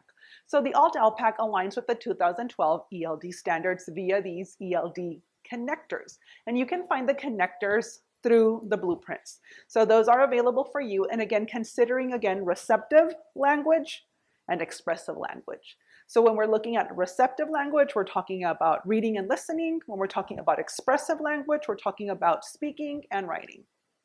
Keeping that in mind as we go back to the ELD standards. So in that first section, we talked about part 1, which was interacting in meaningful ways. But if we look at this graphic as a whole, which was developed by SEAL, the center out of Loyola Marymount University, we're looking at how the ELD standards are structured, because the document as a whole can be a little bit overwhelming upon first look, right? So we want to provide, just how we would for our students, some visual supports. And this graphic does just that. We're looking at part 1, which is interacting in meaningful ways. Then we're looking at part 2 of the ELD standards, which is learning about how English works. And finally, part 3, using foundational literacy skills. So 3 parts to the ELD standards: interacting in meaningful ways, learning about how English works, part 2, and part 3, using foundational literacy skills. We spent some time on part 1. Now I want to spend some time on part 2.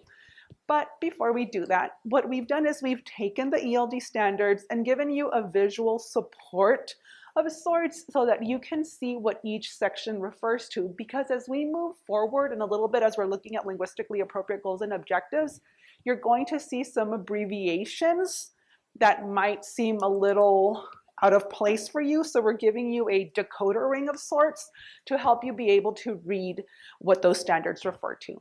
So part 1 has 3 sections: A, B, and C. A refers to C, collaborative; I, interpretive; and C, P, productive.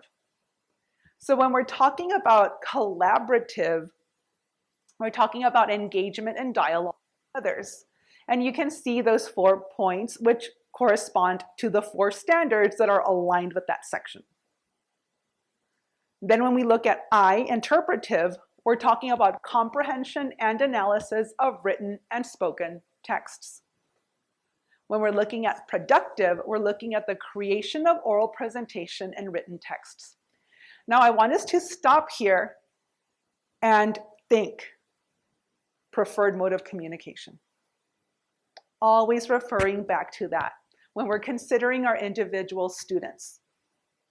If we're looking at tasks related to those task types that we're embedding into our instruction, and if we want to embed ELD standards and we're having students collaborate, which would fall under those 4 standards up at the top, what might communication look like in that setting? If we're having students producing, meaning creation of oral presentations and or written texts, what might that look like for our students? What might it look like as they're presenting, as they're writing, as they're providing an opinion, or justifying their opinion, or arguing? How would they select language resources? So again, always referring back to the individual student, their communication mode, their linguistic supports, how the disability might manifest itself, and what it is that we're having them do during designated ELD and integrated ELD. Moving forward now to part 2 of the ELD standards. These are all standards that have to do with learning about how English works. So we're wanting to structure cohesive texts. That's important. Expanding and enriching ideas. Connecting and condensing ideas. And these, of course, are related to their corresponding standards. Structuring cohesive texts involves what?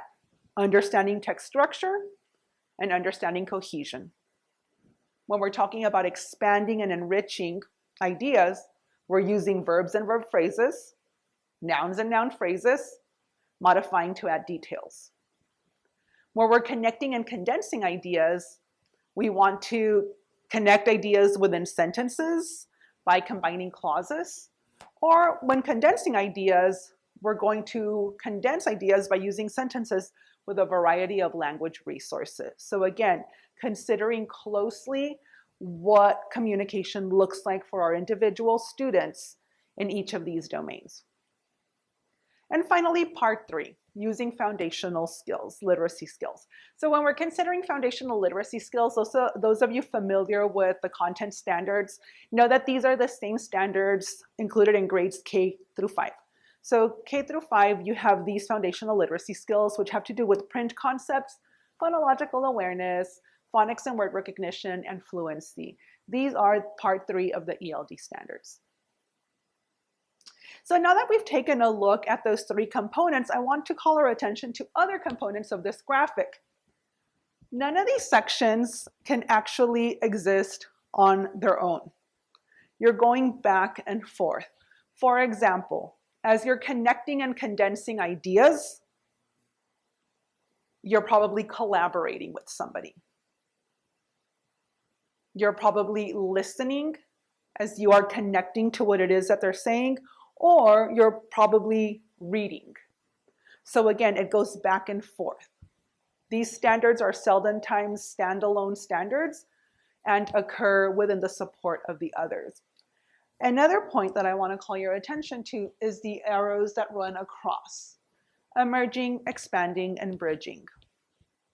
Because all students are at different levels and are able to engage in activities that align with these ELD standards throughout.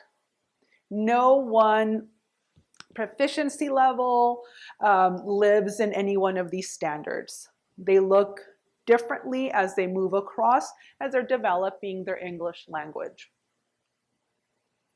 Now, when we're looking at the alternate LPAC, we also want to pay attention to the test blueprints, how it is that they're being assessed, and what area of the language is being assessed as well. So I'm going to refer to this large screen just because the text is bigger. So when we're looking at the structure of it, if we look over to the side to table A5, grade 6 through 8, the ELD connectors, we can see that there's 3 distinct columns. The very first column calls out the ELD standards. The second column calls out the ELD connectors. And finally, the last column calls out the communication mode, which are the domains as assessed on the alternate LPAC. So remember earlier I told you that it's sort of like having a decoder ring? When we look at the ELD standard, let's look at the very first one. It's P1.A.1.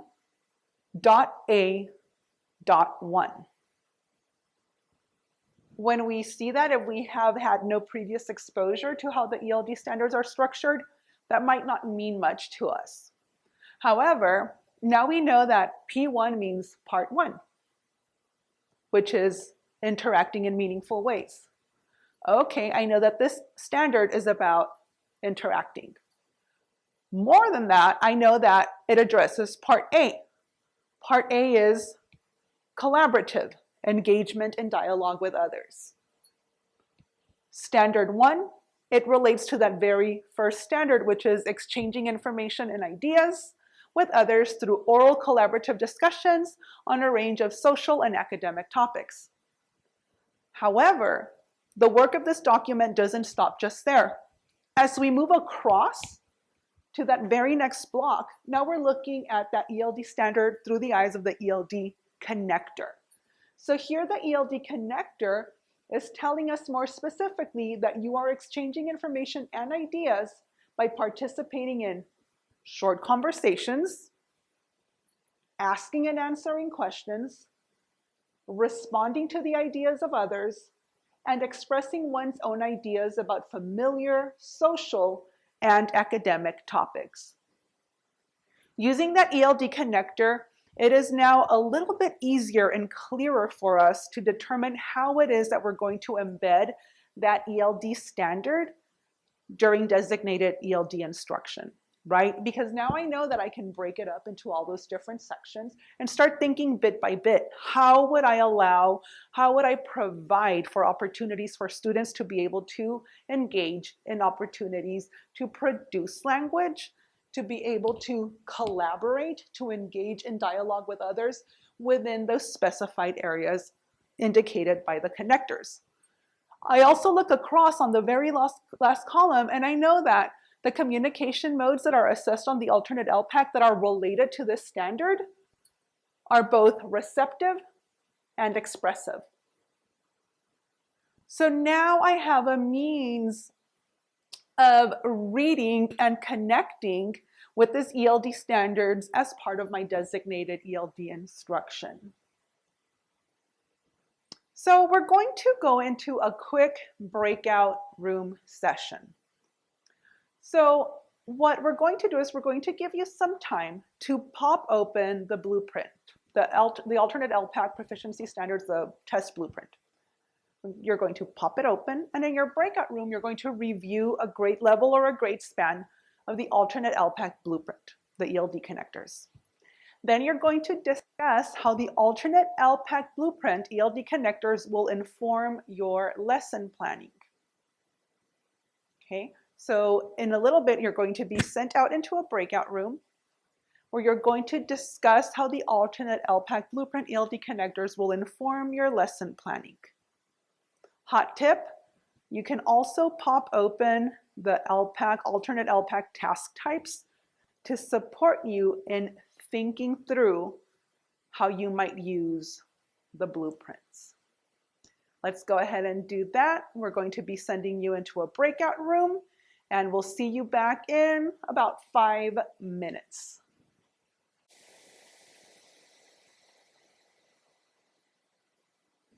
All right, everybody, glad to have you back. So here's where it gets really interesting and some really great questions start bubbling up.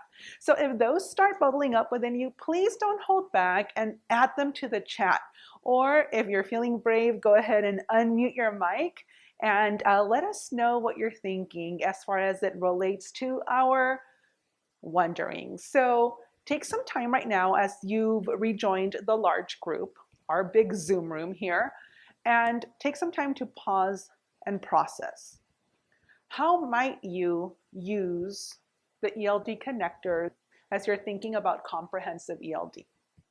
As you're thinking about integrated ELD, designated ELD, and as a precursor to our conversation coming up shortly, linguistically appropriate goals and objectives.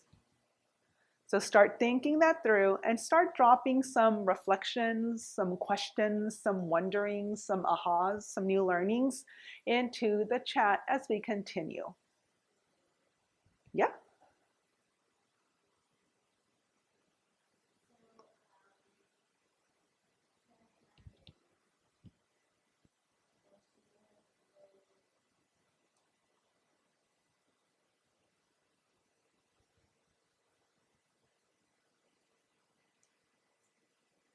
If you have a question, please, please, please drop it in the chat.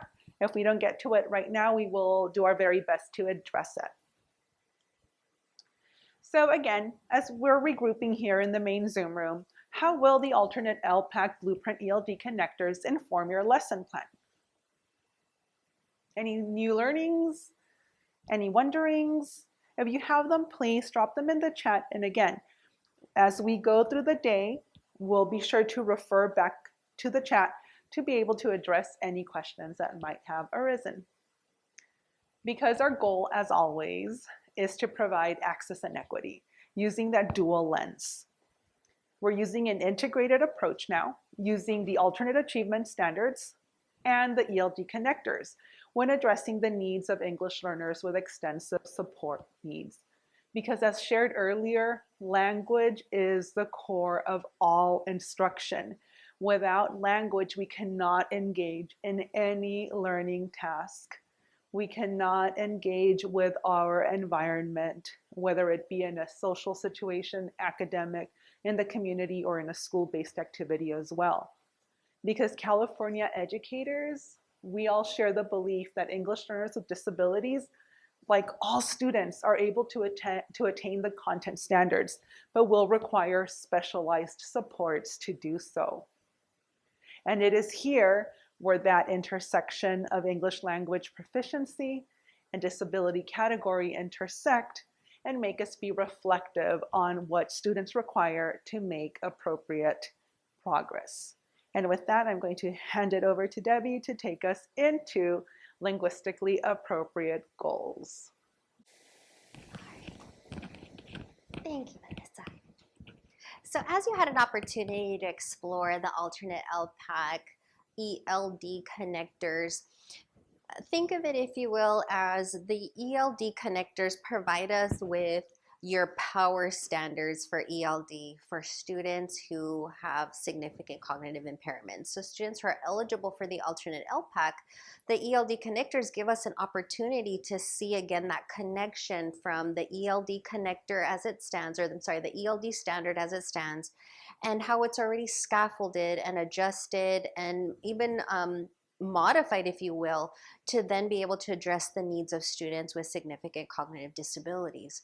So those ELD connectors have actually provided us with another tool and resource for an insight of not only the application during curriculum and instruction to ensure that we are aligning to the ELD standards, giving students access to core content via the ELD standards, and to then ensure that, again, students are fully prepared and have the academic knowledge, academic language, and skills for then the ability to perform on the alternate LPAC and truly show what they know. So as we look at that through line from the task types and what that looks like in the classroom, our ELD connectors will be that basis or the foundation from then which we build our lessons. So this intersectionality, again, I'm hoping is becoming a little bit clearer and not as perhaps as cumbersome as you felt when you first logged into our session today. Because as we think about English language proficiency and where our students are now and their preferred mode of communication, the assistive technology and the resources that they utilize and their embedded AAC if necessary to support their needs as it results from the disability. So with that, we're going to come back to Chapter 5, Development of the IEP, as we consider the development of linguistically appropriate goals and objectives. And I know this is a very hot topic, as we want to identify what are the needs of the students as it results from the disability. Our primary requirement when we consider educational benefit for students to have access and make progress. As IEP teams, we prioritize the needs of our students and we identify goals based on those prioritized needs to ensure that our students, again, can make progress and demonstrate educational benefit from the program and services that are provided to them and agreed upon through that IEP. As we consider English learners with disabilities, we ensure that their IEPs are culturally and linguistically appropriate. As noted earlier, the embedded of primary language resources, ensuring comprehensive and designated ELD. The statewide assessments provide us with that foundation, so the baseline, if you will, when we're considering English language proficiency. Our baseline will have newer information come this spring, summer, when we have the results of the alternate LPAC. So for now, again, you may be populating your present levels of performance with your last administered in the spring English language proficiency assessment that was locally determined. And then the present levels of performance, as we use that to inform our practice. Present levels of performance and the data contained regarding the student and their needs, as we determine the needs and areas for development of goals and objectives. Our present levels of performance is our baseline, our data from which we then know where to start from now, as we consider all the skills and abilities of our students, strengths, preferences, interests, as we then also consider and integrate the use of assistive technology, again in the special factors page, and what that looks like for the student. So as we again look through again the process of the IEP, we want to ensure that our IEP goals are truly linguistically appropriate for our students. And that's where this intersectionality is important, because now instead of intersectionality, we're going to think about alignment. That is our goal, to align our Common Core State standards with our ELD connectors. So as we consider the needs of students with moderate to severe disabilities and their need for access to the ELD connectors as well as Common Core State standards at grade level, we have these two resources now that jointly can provide us support in the development of linguistically appropriate goals. So as we utilize the California Alternate Achievement Standards and the ELD connectors together as a resource, we're able to then make those connections to ensure that goals are linguistically appropriate for our students. The California Common Core Standards for the Alternate Achievement, again, power standards, if you will, aligning us to the assessment, helping us to, again, acknowledge where we can focus our goals or focus our lessons to support students to obtain grade level curriculum and instruction. The ELD connectors likewise do the same for our English learners to provide us guidance and alignment and assurance that we're providing students with access to grade level. So as we look through the ELD standards, we're considering multiple factors. We're considering part 1, part 2, and importantly here, where is our student based again on the information regarding English language proficiency that we utilize to populate our present levels of performance. So based on our last assessment tool of English language proficiency, was our student demonstrating emergent skills, expanding skills, or bridging skills? What does that look like for our student? In respect to also your adopted curriculums and supportive structures, how does the student communicate? What is their preferred mode of communication? But before I go further, let me demystify, or let's ask this question aloud. Let's add it to the chat box.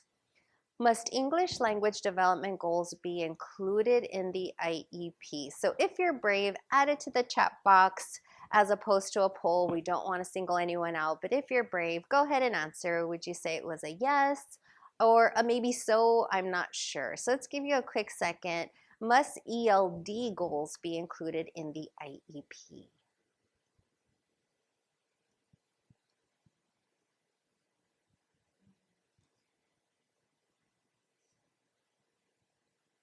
Must ELD goals be included in the IEP?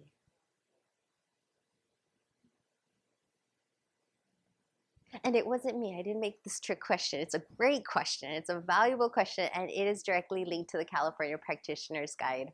So I'm going to go ahead and move forward and answer the question. And the answer is no.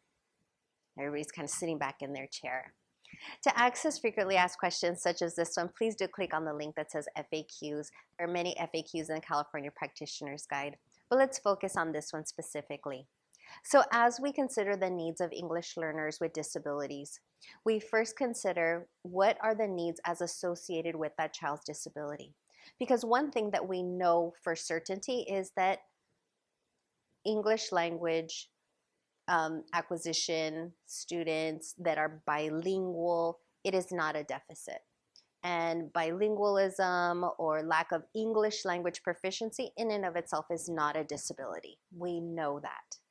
So students, again, who are eligible for special education, they're eligible for special education based on eligibility under their respective disability category for which they were found eligible based on culturally relevant, viable, appropriate, valid assessment, comprehensive assessment. So given that, our responsibility as IEP teams is to determine, based on the student's prioritized needs, what are the areas where the child needs goals and objectives to ensure that they are making progress and educational benefit. For that reason, we specifically do not write ELD goals, but rather we write goals that are linguistically appropriate.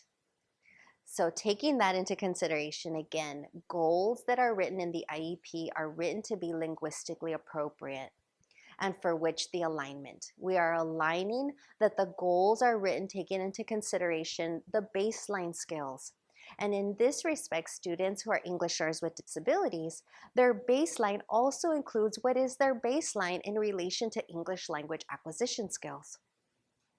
So we go back to what were those results on either the LPAC, where they're provided with accommodations, domain exemptions. In this case, for our participants today, who most likely you're participating today because you've administered a locally determined alternate assessment of English language proficiency, and we'll be administering the alternate LPAC moving forward. So your baseline would also include how the student, again, has developed English language proficiency up to this point. So as we consider the development of goals, we want to be clear what linguistically appropriate goals are not, and they are not specific ELD goals. They are actually written to support English language acquisition. We demonstrate alignment to the ELD standards, and now we have this wonderful resource, which is the ELD connectors. And we ensure, again, that students can demonstrate progress towards grade level curriculum. So as we consider these needs, again, this particular resource can assist us with ensuring that our goals are in fact linguistically appropriate as we see a greater connection. Because I admit, it is difficult when we look at the ELD standards and we take into consideration our students who perhaps have the most significant disabilities. And how do we adapt and conform without deviating away from the ELD standards? Because many times it may feel that way. Now with the connectors, we're able to make reference to what is the ELD standard, what is the ELD connector, and then further be able to scaffold, adjust, modify as needed by our students based on their respective baseline skills. And that's why it's so important that our present levels of performance are clear on the data and the information that we have regarding our students' skills and abilities in all of their functional academic areas, as well as performance towards English language proficiency. So goals and objectives, here are some considerations as you develop goals and objectives, and of course taking into consideration the student, primarily the uniqueness of the student, the child's cognitive ability, developmental levels and skills, the linguistic level of the student to include how and what communication looks like for the student. So again, integrating the student's primary mode of communication. Is it that the student, again, is communicating by means of objects, switch, single switch, two switch? Is it, again, dynamic display, and considering everything in between, low tech to high tech, as we ensure that it speaks true to what the student can do and ensure that the student is provided with those tools and resources, again, across content areas and absolutely when we are assessing. So as we develop, again, the linguistically appropriate goals and objectives, we're going to consider the information that we have regarding the L2, which in the student's case would be English. So English language development. And then if you have information regarding the student's development in the L1, the primary language. And as we've shared with you before regarding primary language resources, this provides an opportunity as well that if primary language resources need to be referenced in the goal, they absolutely could, because that again is a support as the student is given supports in which to demonstrate, or perhaps the student is given opportunities to demonstrate that skill in the child's primary language. And again, dependent on the skill that you're writing the goal for, based on the student's assessed needs, and where we want to see that progress, where we've determined a prioritized need as it results from the disability. So again, as we consider access and ensuring equity for our students, we're taking into consideration all of these things to truly align our goals to be linguistically appropriate. For those of us who've been special educators for a long time, maybe some of us even remember when we used to write IEPs on triplicate forms before the days of goal banks. Now I know that it is easy to use a goal bank and just select your goals.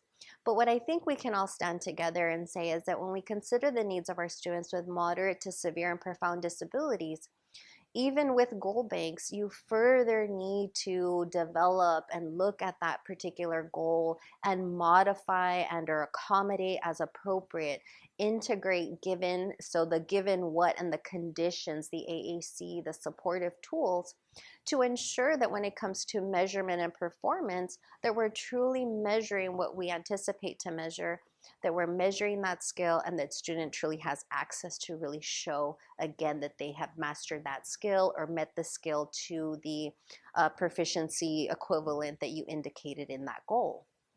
So as we consider the main functions of the goal, of who and does what is the observable behavior that we want the student to do? And in the Padlet, you had some great ones. Eye gaze, press, point to, show, use of their AAC. All of those, again, are how they will demonstrate and when given what. So maybe we include it there. When provided with, this is how the child will be able to demonstrate that skill. And those are such important factors as we consider the needs, especially for students with disabilities and students with disabilities for moderate, severe, and profound disabilities. We want it to be very clear how the student will be able to demonstrate these skills. So as we consider these through lines of who is your student, the individual respective student, as we know, again, IEPs are individualized given the student's baseline, what we anticipate to observe of the student, what those conditions are, what is the criteria and mastery, and that again may vary based on the actual skill that you're assessing for and that student's respective baseline skills. What is the data that we'll use to measure it? And again, ensuring that all students have access to grade level core content standards, and for students who are English learners with disabilities, access to the ELD standards. So here we have a sample. So fictitious student of Miguel. So Miguel's present levels of performance, and again, this is just kind of like a brief one to just get us thinking about what do our goals look like now. So in this example of Miguel, this is a student who is an English learner, so we know that he requires linguistically appropriate goals and objectives. As we look at his baseline, we want to go back to the present levels to see, did we fully describe what it looks like? And it in this reference is reading comprehension and fluency. And we're thinking about reading comprehension specifically for Miguel. How does it look like in the classroom when we consider ELD standards? I think back to the task types and how are we again supporting him to have access and accessibility resources, AT and AAC that's utilized specifically for Miguel. So that's my starting point, some of the questions that we're asking and that we need to identify. So in basic, Miguel is a 5th grader. His primary disability is multiple disabilities, as he is a child with an intellectual disability and an orthopedic impairment. He also receives speech and language services. His alternate LPAC, which previously was locally determined, he took the VCALPS, or he was administered the VCALPS and had an LPAC level of 2 because the VCALPS was aligned. So I know that that's in the somewhat developed range. The goal is in reading, specifically reading comprehension. The IEP determined was necessary. He is an English learner and he utilizes AAC, so you can kind of see his switch there, but he'll also tap on a switch on the table. And he does participate in an ELD exchange group. Does this tell me enough to write an actual goal for Miguel? Not really. But at minimum, I've been sure that I've indicated, based on his assessment and his data, he is at level 2, which is somewhat developed. So we know there in relation to the ELD standards, he is in that range of expanding. So Miguel as a student is again requiring moderate linguistic support. So I know that he utilizes primary language resources. So I might refer back to the special factors page of the IEP to ensure that primary language resources have been embedded and supportive of his needs. Then here's a little bit more information about Miguel without giving you his whole present levels of performance. So I'll let you read through it while I think I have a question in the chat. So there's the question related to linguistically appropriate, the box being checked. Does this include speech and language goals? Absolutely. So the question was, does this include speech and language goals? We want to ensure that all goals that result as a need from the disability are linguistically appropriate. So if you consider this, that as our students, again, whether it's receptively or expressively, English language proficiency and English language development is part of, again, our mode of communication.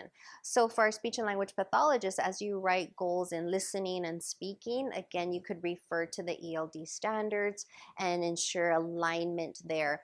Where it gets a little bit more difficult, again, and it's totally student dependent, but specifically when you're writing goals regarding listening and speaking, sometimes even if the IEP goal in and of itself indicates or requires a prompt, we want to ensure that that prompt is linguistically appropriate and the student can access and understand the prompts that are provided, whether you're using a lot of prompts or very minimal prompts. But again, is that prompt need to also be paired with gestures or visuals? So again, we're considering linguistic needs in its totality.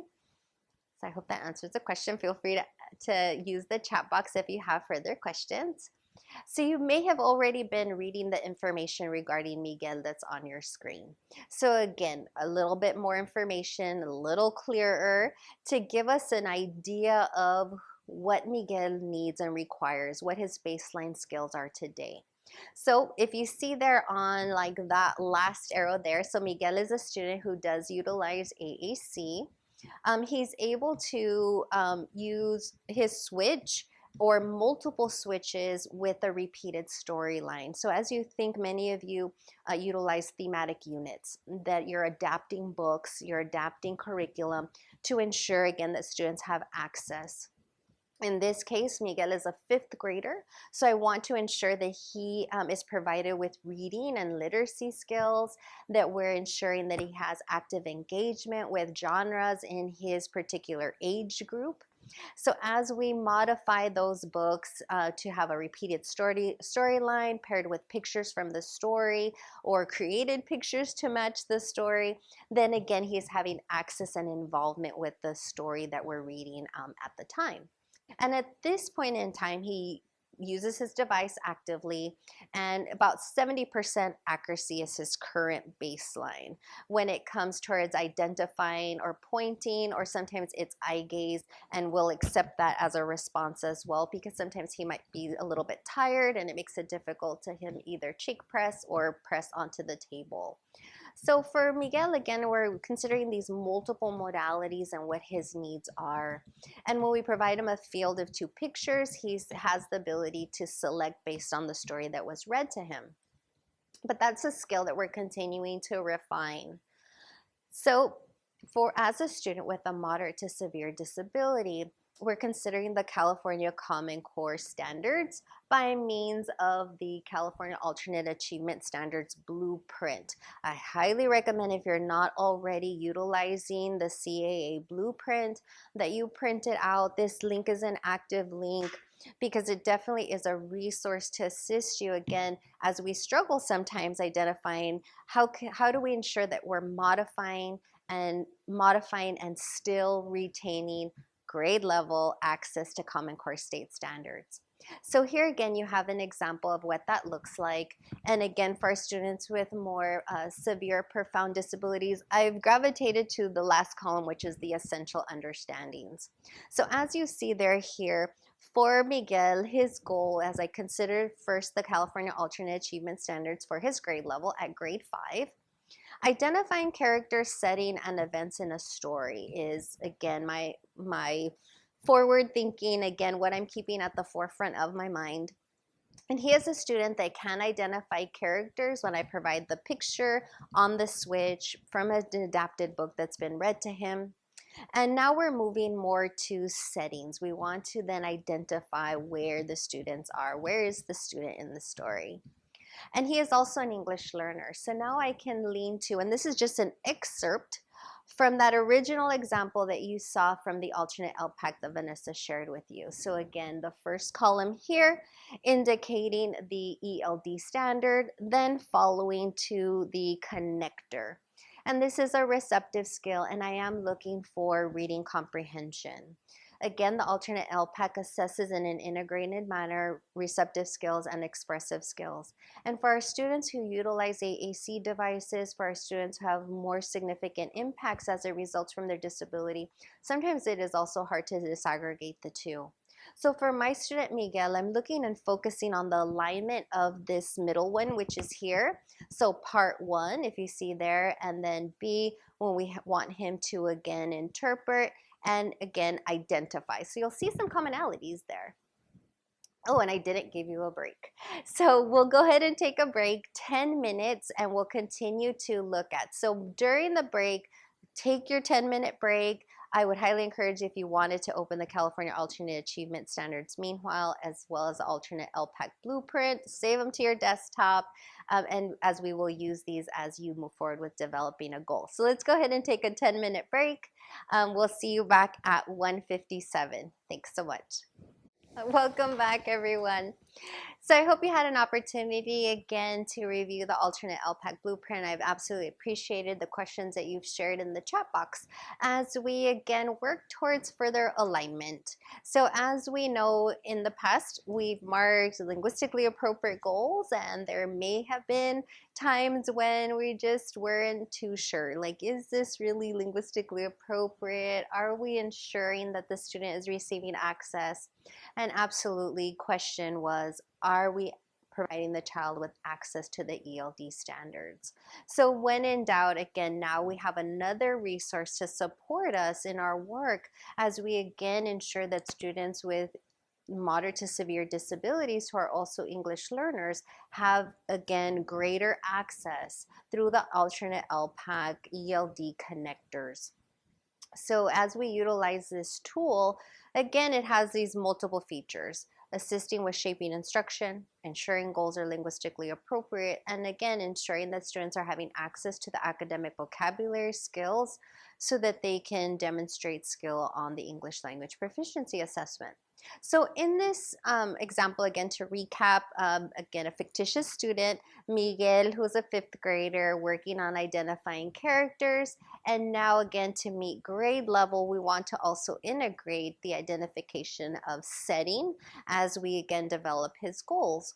So I'm utilizing in conjunction these two resources, the California Alternate Achievement Standards as well as the alternate LPAC blueprint.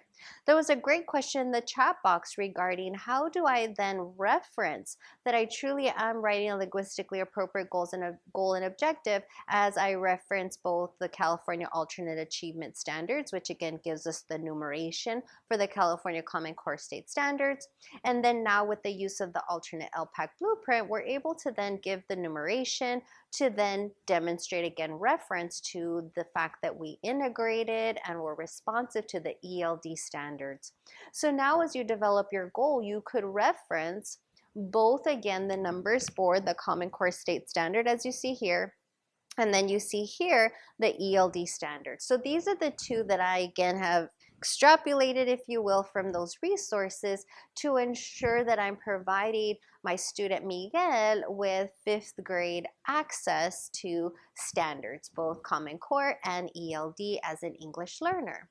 So again, maybe not a perfect goal as this is a fictitious student and I'm working with fictitious data, but I want to be true to Miguel and his preferred mode of communication, and that he's able to again receptively participate, and we're providing adapted stories with repeated storylines so that he can again listen and adhere to, I don't know what I did to my mic, but again, a student has access to, again, stories and genres given his particular grade level, and then he is able to express and share his voice given his mode of communication and use of AAC.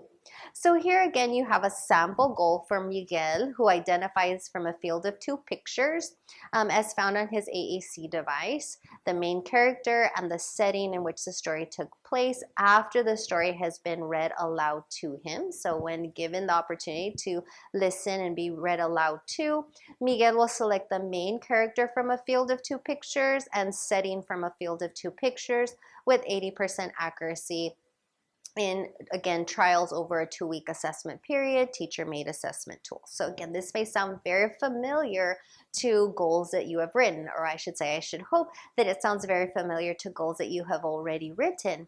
But specifically, it gives that context. So I hope it's a little bit of reassurance as you consider, yes, in my goals, I reference the tools and the skills given, what supports, will demonstrate, how will they demonstrate that skill. And again, this layer is providing us with that foundation to say, yes, this is giving students opportunities to produce, interact, again, collaborate, dependent again as you look at it. When you again think about those task types and how students are able to again demonstrate, collaborate, produce, and interpret and develop their English language proficiency skills, when we think about our classrooms as language-rich environments, we want to be supportive in all of these environments to ensure that we're truly supportive of the student who's an English learner with a disability. So it gives us, if you will, again, at the forefront of our mind, what are the standards and ensuring access at grade level for the students whom we serve. So as you see there, again, I have the excerpt for our student of how, again, we're aligning to the Common Core State Standards as well as the ELD standards. So just giving you a moment to kind of soak in the goal a little bit, and knowing that for our students with moderate to severe disabilities, our goals, we add to them. And you might say that this goal could actually be 2 goals, because perhaps I want to focus only on character, perhaps I only want to focus on setting. This particular student, again, I felt like we could build greater accuracy, so we included both, again, continuing to work on character and setting, as we don't want to see any regression in that skill. But again, you know your student, their baseline, and where again you feel that prioritized need is. So again, there you see the Common Core State Standard, again, from his grade level. So in the ELD connectors for grades 3 through 5, it's that grade span. So you saw that section of 3 through 5. What I've already been sharing is it might be helpful given your particular grade span. You may want to take that section out of the ELD connectors, have it handy as a resource, maybe laminate it. We know we love laminating. Have it handy, and then we can refer to it as we are developing our goals. Because if you already have a comfort level with the California Common Core Standards, and maybe you are using a goal bank and you feel that you've already built a level of comfort on how to modify to meet the needs of your students, and now you just want to ensure that you're embedding that extra layer to ensure supportive structures so that students have greater access to the ELD standards. Maybe having those ELD connectors handy as you develop your goals might again further assist and support you as you develop your goals and objectives for students. So as I've shared that with you, now I want to give you an example and an opportunity, I should say. So you've seen the example.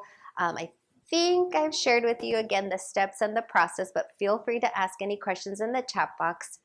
But in small groups, we'd like for you to consider, are we doing breakouts? Or yes, we can do some breakouts. Okay. So in small groups, we'd like for you to build a linguistically appropriate goal and objective. Write a sample goal as a group. So that will require one of the team members to just share again if it's a real student, we don't want to break confidentiality, so just talk about the student's skills and abilities. Or think of a fictitious scenario for which you could build a goal. Or maybe even given the fictitious example of Miguel, maybe you can come up with a different goal, maybe at a different grade level.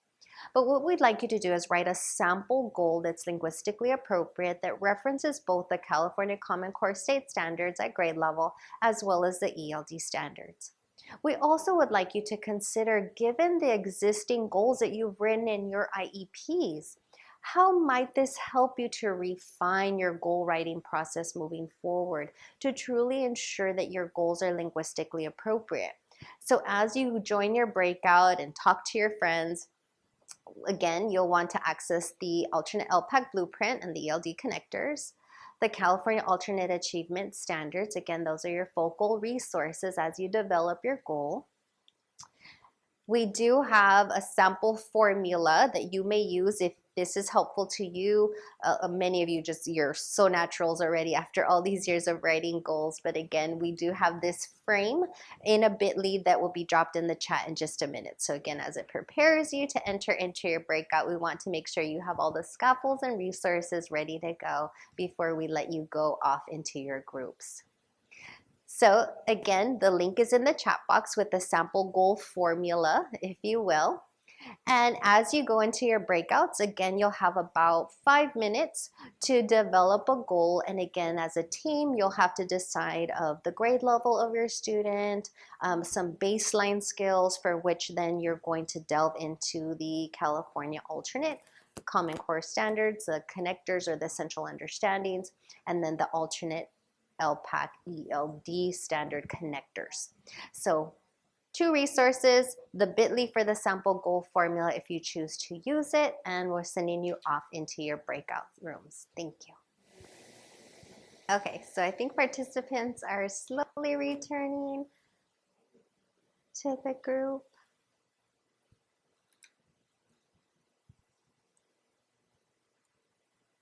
Okay, all right. So you may have used the sample IEP goal formula. You may have had a discussion in your group of what that looks like now. Hopefully you had an opportunity to discuss. I'm going to go back a slide. An opportunity to discuss, given your existing goals that you've written, how might you refine your goal writing process to ensure that your goals are truly linguistically appropriate? So we'd love to hear in the chat box, again, maybe some wonderings that you have, and we'd love to hear your new learnings, as I hope you could take away a new learning from this particular segment. I know that linguistically appropriate goals and objectives is always a hot topic as we consider, again, the alignment and ensuring that students are given access to the ELD standards as well as grade level access to Common Core state standards. So again, we'd love to hear in the chat box one new learning and our wonderings that you continue to hold regarding the writing of linguistically appropriate goals and objectives. And we also recognize that given your IEP vendor, some goal banks do include some level of ELD connection or standards, the integration of primary language resources. So in Miguel's example, if I think about the next level of how I might have been able to improve that goal. So if you think back, and I won't go back in slides, but if you consider again that Miguel was in that somewhat developed, it would have been helpful to write in the goal that I actually have on his Big Mac that I have recorded, and we're now moving into a 2-talker. So when I think about his quick talker, we also have recorded our voice in his primary language of Spanish. So he does have access to both the Spanish, again, when we're considering the setting for the student when he actually accesses his quick talker. So when we think about, again, the student, his level of AAC, again, we can beef up that goal, again, to ensure that it's clear. Clarity is important, I think, especially when we think that a student may transfer or move. The more we know about the student, how the student accesses curriculum and learning, and how we support the student in demonstrating progress, those goals, again, are so important as we align our baseline from present levels of performance, use, again, of the accessibility tools, when we acknowledge in the special factors of primary language resources and how the student participates in designated ELD, to which we then develop those goals to ensure the student, again, is having access to, again, state standards and ELD standards. So with that, again, just as some consideration points, linguistically appropriate goals and objectives, again, not ELD goals, but rather goals that demonstrate alignment of ELD standards and California Common Core state standards. The ELD connectors, again, are a reference tool as well as your CAA blueprint to, again, support you, and first and foremost, always acknowledging that our students bring skills and abilities all of our students, given their respective disability category. When we think of each and every student as a unique individual, all students have skill, and that's where we start. What is our students' current baseline skill that we can build on? And primary language is a resource, and we can utilize primary language again to build skill, to help students bridge into their new language and develop additional academic vocabulary as they build English language proficiency. So where again we look at our IEP goals, these are some considerations that you will take with you as you further writing your linguistically appropriate goals. So if you're wondering about some IEP best practices in its totality, the California Practitioner's Guide does provide a quick checklist, if you will. It very much aligns to the FPM tool, because there was a question about that in the chat box regarding when our EL experts are reviewing our IEPs in relation to English learners with disabilities. If you're an administrator, a support provider, maybe you're a TOSA providing guidance to your respective special education teachers, this particular resource might be helpful. Again, as you maybe do a random pool of IEPs to then determine, is this IEP truly written to be culturally and linguistically appropriate to meet the needs of the English learner with a disability? So we share this IEP checklist with you. Again, it can be downloaded and fillable as you see appropriate, and this might be some future work for your IEP teams.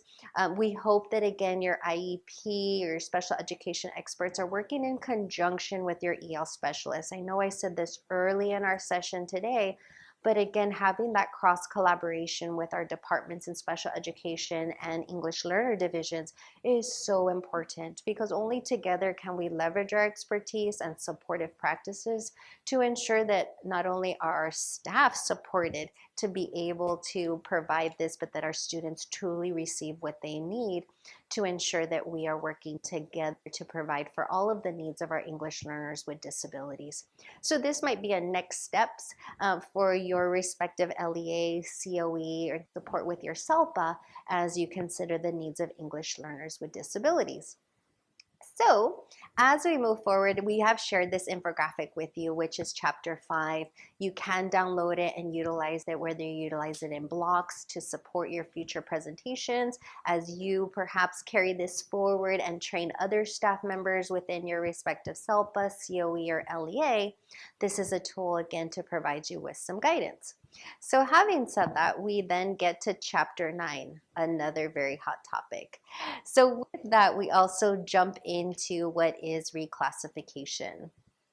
So as we consider reclassification, and I know maybe you waited till the end of this session to get to reclassification, our end time is 3 o'clock, so we'll continue to push forward till 3 o'clock.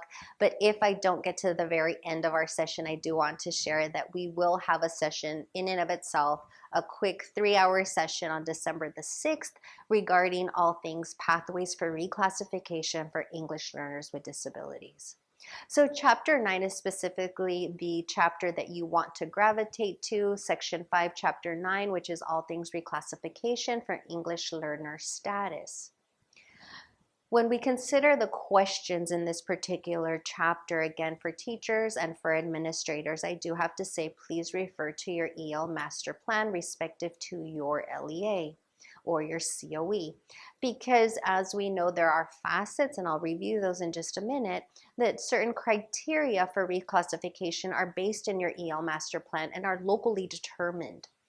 But as we move into criteria 1, we'll discuss again the assessments and specifically what that looks like for students with moderate to severe disabilities. So chapter 9 again summarizes the information necessary. The LPAC guide might also be a useful and helpful tool for you as you again consider reclassification, the guidance and the requirements to assist teams with EL reclassification. You will also want to refer to what currently exists in your adopted EL master plan, because that has been reviewed by your ELACs and your DLACs and has come to, again, to agreement of what you're currently using. So this information may assist assist you as perhaps you are an LEA or a COE who is currently working at maybe revising your EL master plan or revising again your materials and forms, if you will, that you utilize for the reclassification process for English learners with disabilities. So specifically, when we think about reclassification for today's intents and purposes, we're thinking through the lens of our students who took the alternate. So this last spring, we're considering students who took the locally determined alternate assessment of English language proficiency. And that is the step one. So we will consider again all four criteria. I just want to be clear that criteria is 2 through 4. So 2, 3, and 4 are locally determined. Please refer to your EL master plan. However, let's look at criterion 1, the English language proficiency assessment. So not too long ago in 2019, the requirement was put public forward to us that the performance level of 4 is required to meet criteria 1. So to get or initiate the conversations and considerations of, may this be a student who is eligible for reclassification from English learner status? In the California Practitioner's Guide, it is clearly indicated there, and we do have the link. So as we consider the pathways towards reclassification, there are 3, and you have them listed here. Pathway 1 for English learners who demonstrate proficiency, if you will, so students who are able to demonstrate that proficiency level of 4, the overall composite of 4. For students, as we discussed earlier, students who take the LPAC, again, pathway 1 for reclassification. Pathway 2 is where we'll focus this next segment of our session, is pathway 2 English learners with significant cognitive impairments who take an alternate English language proficiency assessment. And then pathway 3 English learners with disabilities whose disability precludes them from assessment. So if you will, pathway 3, as we consider those students who again required greater access, perhaps had domain exemptions for the alternate LPAC, and we're still for the LPAC, with domain exemptions, and we're able to demonstrate a proficiency level composite of 4 by means of that pathway. But again, for our focus, it's pathway 2 for students with significant cognitive disabilities. So before I move any further, we have a quick question. So drop it in the chat. Quick question. Is reclassification the responsibility of the IEP team for English learners with disabilities? So does this solely rest on our shoulders as the IEP team members? Yes, no, maybe. Let's have you drop it into the chat. Is reclassification the responsibility of the IEP team members for English learners with disabilities?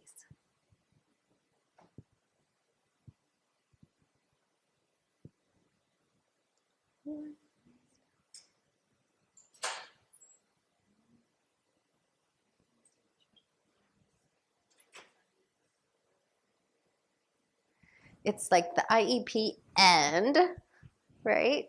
So we're talking about local practice here in Imperial County, and yes, that's correct. So it's the IEP team and is our practice.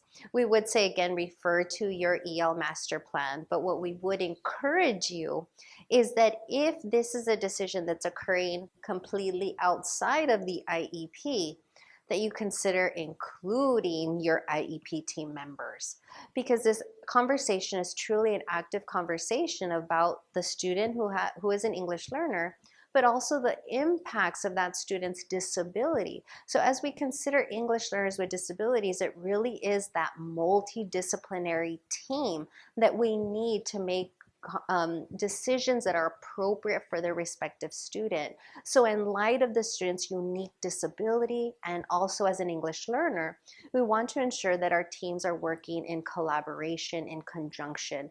So if you're a district who has perhaps a language acquisition team, we would hope that the special education case manager is also part of that team. Or if you're a district, an LEA COE who utilizes the IEP as the process for reclassification, that we ensure again that the EL specialist is part of that IEP team when we're considering the possibility of reclassification for our students. So the multidisciplinary team approach is so important, from IEP to considerations for reclassification for English learners with disabilities. Again, the FAQ for reclassification are found in Chapter 9. You can access them via this link there on that sticky or on the Padlet. So as we consider English language proficiency as that first criterion, so where we get started in this conversation. This is an excerpt from CDE's reclassification presentation that was provided not too long ago, so earlier this summer. Just some information there again as we consider the needs of dually identified English learners, our emergent multilingual learners, students with disabilities who are English learners, again, are receiving special education supports and services. We want to ensure that they are receiving the necessary supports and services as we again look for proficiency level on the LPAC with accommodations and or domain exemptions. But for our group today, we're considering students who are English learners with significant cognitive impairments who have taken an alternate English language proficiency assessment, that middle pathway. So pathway 2 towards reclassification. So please note, again, this was CDE guidance provided this last summer. So you may be, because we're kind of in that middle gray, that gray area, remember, as we're walking into shifting towards the alternate LPAC. So you're thinking about the administration from this spring, which was your locally determined alternate assessment of English language proficiency.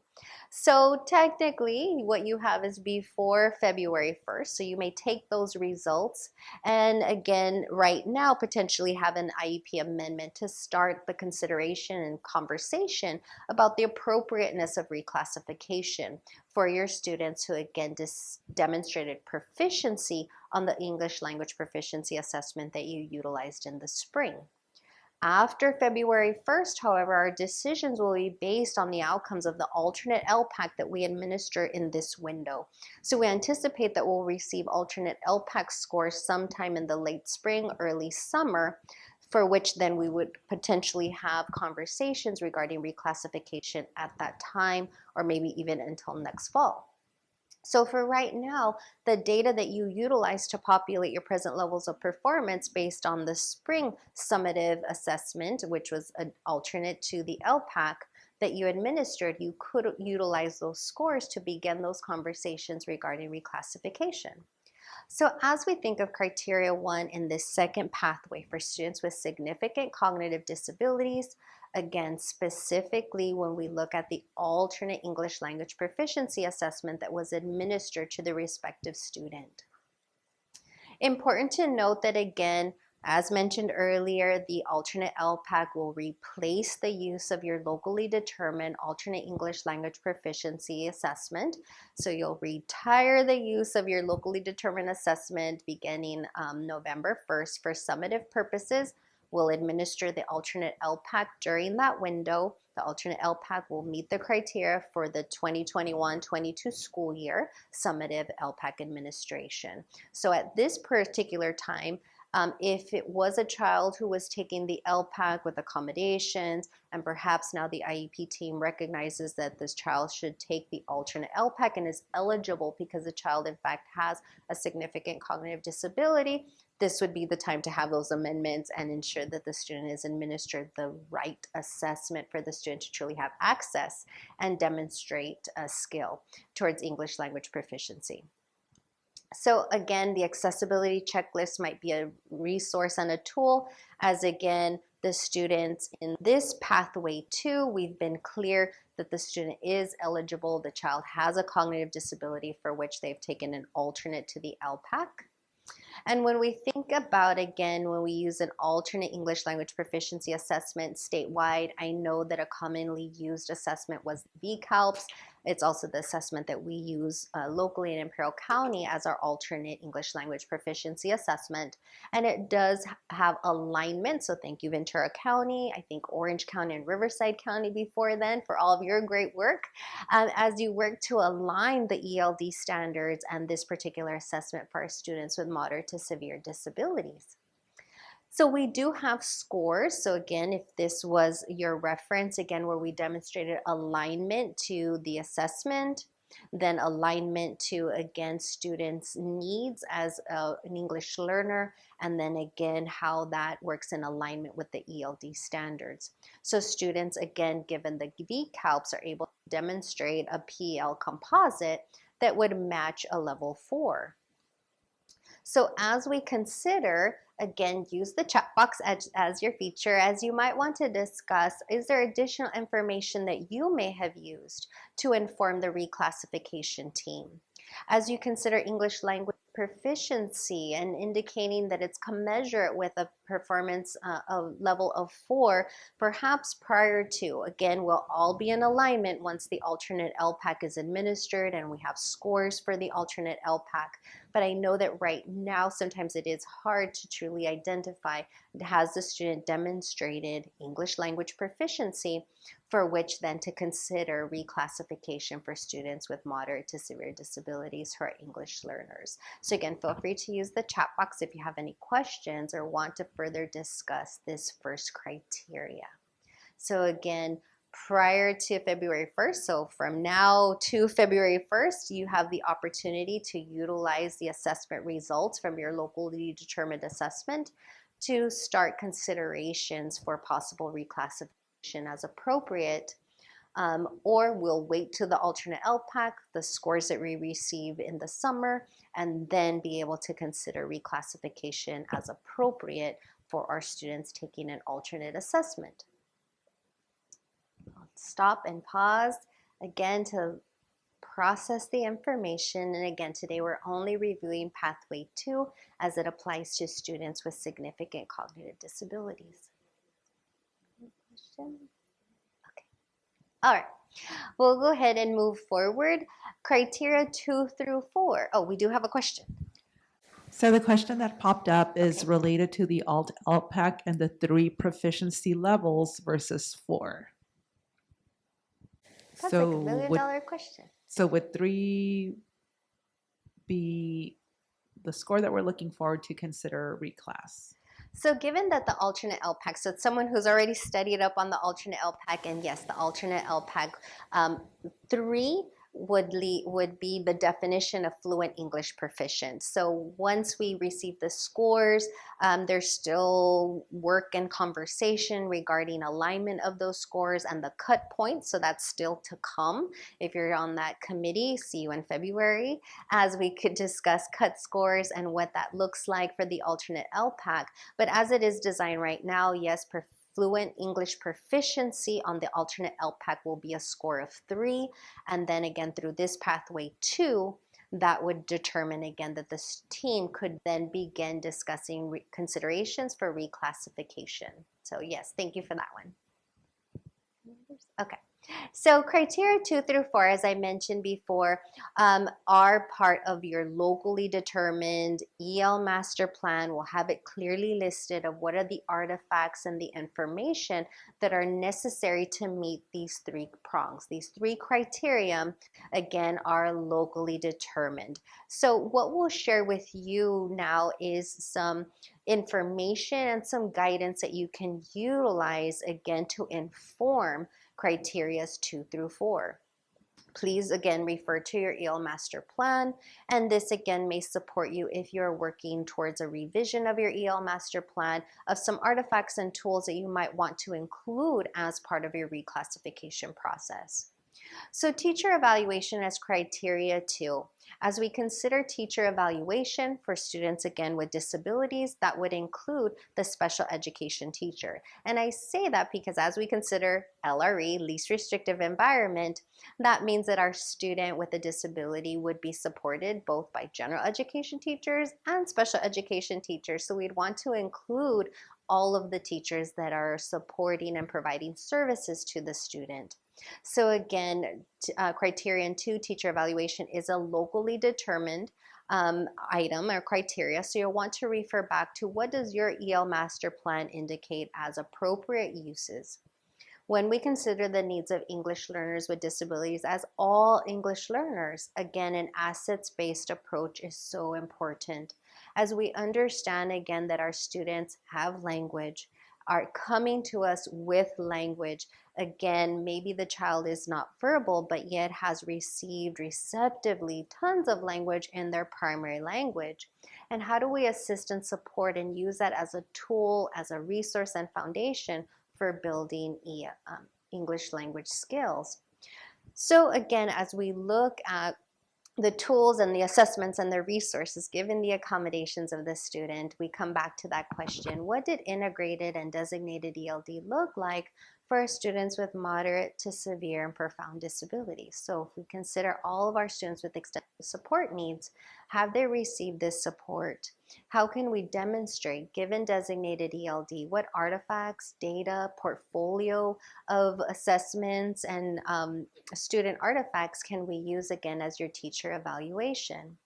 We could also come back now to the task types and what that looked like. So perhaps this gives us further information when we look at those task types and the ELD connectors to more fully articulate what ELD alignment and proficiency towards ELD standards looks like for the respective student with the IEP, again, who has significant cognitive disabilities.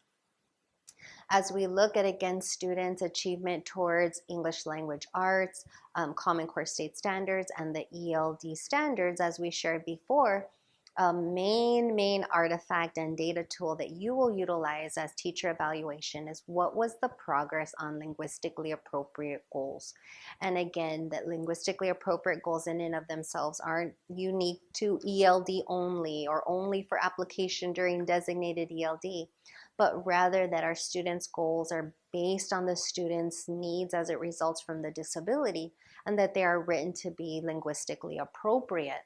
So now again that we further enhance our development of linguistically appropriate goals and objectives, that's another tool that as we look at our goals and demonstrate again that the student has demonstrated proficiency through progress on those linguistically appropriate goals and objectives. Gathering observation, again, is huge. So these particular tools, and I think we've shared them with you before, they are in the Padlet, they are downloadable and fillable. And these come by way of the California Practitioner's Guide. And this particular data points, again, as we, gather information from our EL specialists. What does English language development look like in the classroom, in the ELA classroom, during designated ELD, in social context? How are students developing and demonstrating English language proficiency? So as we consider teacher evaluation, it would be great to hear from you what artifacts you may have used, and I hope in addition to linguistically appropriate goals and objectives, but what have you utilized potentially, again, to demonstrate skill in English language proficiency in the areas of listening, speaking, reading, and writing, or in an integrated manner, again, taking into consideration that we serve students with moderate to severe disabilities in today's session. So I'll pause. Give you some time to pause and process and see if there are any questions.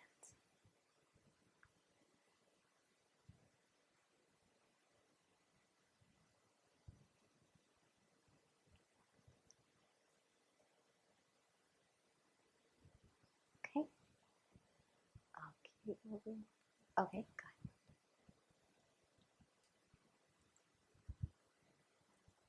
So there's a couple of questions here. One is related to the following statement, which is pulled from the Practitioner's Guide. It says, local IEP teams therefore may determine appropriate measures of English language proficiency and performance in basic skills and minimum levels of proficiency on these measures that would be equivalent to an English proficient peer with similar disabilities. We interpret this to mean that while the ALT-LPAC score will be considered in the reclassification decision, a student may still be able to reclassify without attaining a 3 on the ALT-LPAC. Is this correct? Okay, so that one gets really complicated as we consider both Pathway 2 and Pathway 3 that we're not reviewing today. But as we consider again, and we haven't gotten to criteria 4, but we'll get there. But yes, part of the reclassification process is comparing students to their English-only peers, and specifically for English learners with disabilities, it's comparison to English-only peers with like disabilities. So that's not to say like disability category, but for instance, in this case, students who have significant cognitive impairments who took the alternate LPAC, we would then make those comparisons to English-only students again, and their performance and what skill towards functional academics looks like. So given the student's respective disability, there may be opportunities to have further conversations about what does English language proficiency look like. However, given that the alternate LPAC is just launching and operational, I would absolutely encourage us to consider and administer the alternate LPAC, especially if we're in those situations where it definitely is in the gray and we're not very clear of, given the student's disability, is the student truly able to show English language proficiency, that we administer the alternate LPAC so that we again utilize an assessment that is truly aligned for the use with students with significant cognitive disabilities for which to then base determinations. Because as with all things, and I say this often as we consider reclassification, because even if the student is able to demonstrate English language proficiency based on the assessment, as a team, we may decide that we do not pursue reclassification because we want the student to continue to receive ELD instruction and supports, and we want to ensure progress towards further development of English language acquisition skills. So there is no requirement to swiftly reclassify students. It's rather about progress made. We want to see students making progress towards English language proficiency to support them in their further learning in the future. So I hope I got that one. Yes. Two more questions. Sure. The first one, will the pilot test scores from this year's test be able to be used for reclassification? So we will have scores. The cut points are still in development. There's future meetings in the spring, but there should be score reports issued by this summer is what I understand. And the other question is, can scores within a triennial reevaluation, including performance on the BVAT, the Woodcock-Johnson-Munoz language survey, be used to determine reclassification? So that would be an additional artifact to assist you with this portion here, which is teacher evaluation. So when you consider evaluation or evaluative measures, that would fall in this prong regarding teacher evaluation. Again, I would refer you back to your EL master plan, your EL coordinators and EL specialists, given again your uniqueness of what you may have in your EL master plan. You may want to refer to the MSD, the Multilingual Support Division at CDE for clarification. If you have existing policies, again, that perhaps are different than maybe, again, what you've been considering. And again, we recognize that there has been much variance in the field in this topic because we haven't had an alternate LPAC available to us until now. So as we gain alignment with the assessment, we're anticipating that we'll also see greater alignment when it comes to reclassification practices, policies, and procedures. Because as we know, again, our practices sometimes aren't always the same as our actual policies and procedures. So again, we would recommend that you talk to your EL coordinator and take into consideration, again, Chapter 9. Again, if you can bring teams together to read, to review, and discuss, I think, again, that would be helpful and supportive to your teams. Because as with things with students with disabilities, it really depends. And that's why that teacher evaluation portion is so important, because taking into consideration the IEP as an artifact of teacher evaluation and progress on linguistically appropriate goals, again, provides additional data to support. But for true definition purposes, as it stands right now, criterion 1 is the criterion to then set us forward with being able to start considering reclassification. So that then takes us to criteria 3, parent involvement, and again, ensuring that parents have input. Just as with IEPs, we have parent input in a meaningful engagement with our parents and guardians, and the same is true for reclassification, that their input, their opinion is a part of the consultative process as you make team determinations regarding reclassification. So as we consider parent consultation, again, we want to ensure that parents are active members, and that may be up to, again, translation, interpreter services, translation of documents, so that parents truly have voice and that it is meaningful engagement during this process. So as we consider parents' concerns and questions that they may have, again, that multidisciplinary team approach is very important, because as special educators, we may feel very, very comfortable answering questions regarding the IEP, progress towards goals and objectives, where our EL specialists can then chime in, provide greater support regarding the student's participation in designated ELD, if not provided by the special education teacher, what that looks like. Perhaps we also have an ELD teacher as part of this multidisciplinary team approach, if again, someone different than the special education teacher, as we have again a multidisciplinary team conversation about progress towards English language proficiency, and then should the student become eligible for reclassification, the fact that the student again would no longer be participating in designated ELD and what that might mean for the respective student.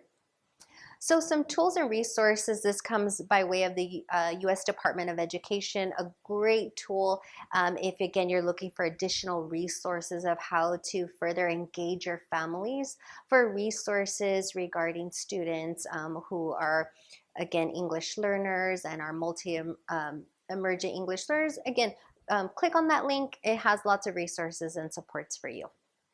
So in special education, as we know, again, being proactive, ensuring that we have interpreters and translated documents as necessary, so that students, again, parents have full awareness, again, of what they're agreeing to or disagreeing to. Parent involvement, we'd love to hear from you. So if you wanted to drop in the chat, we'd love to see additional resources and we'll share them with others. If there's other resources that you utilize or practices that you utilize to gain parent involvement, so feel free to share that with us. I will stop really quick for a pause and process. If there are any questions? No? Okay, so let's go to student performance, and again, taking into consideration our students with moderate to severe disabilities and extensive support needs, student performance would include the California Alternate Assessment, the CAA, or if you call it CalAlt. So as we look again at the CAA as our reference and our tool for students who take alternate achievement assessments, here we just have a reference of a score report.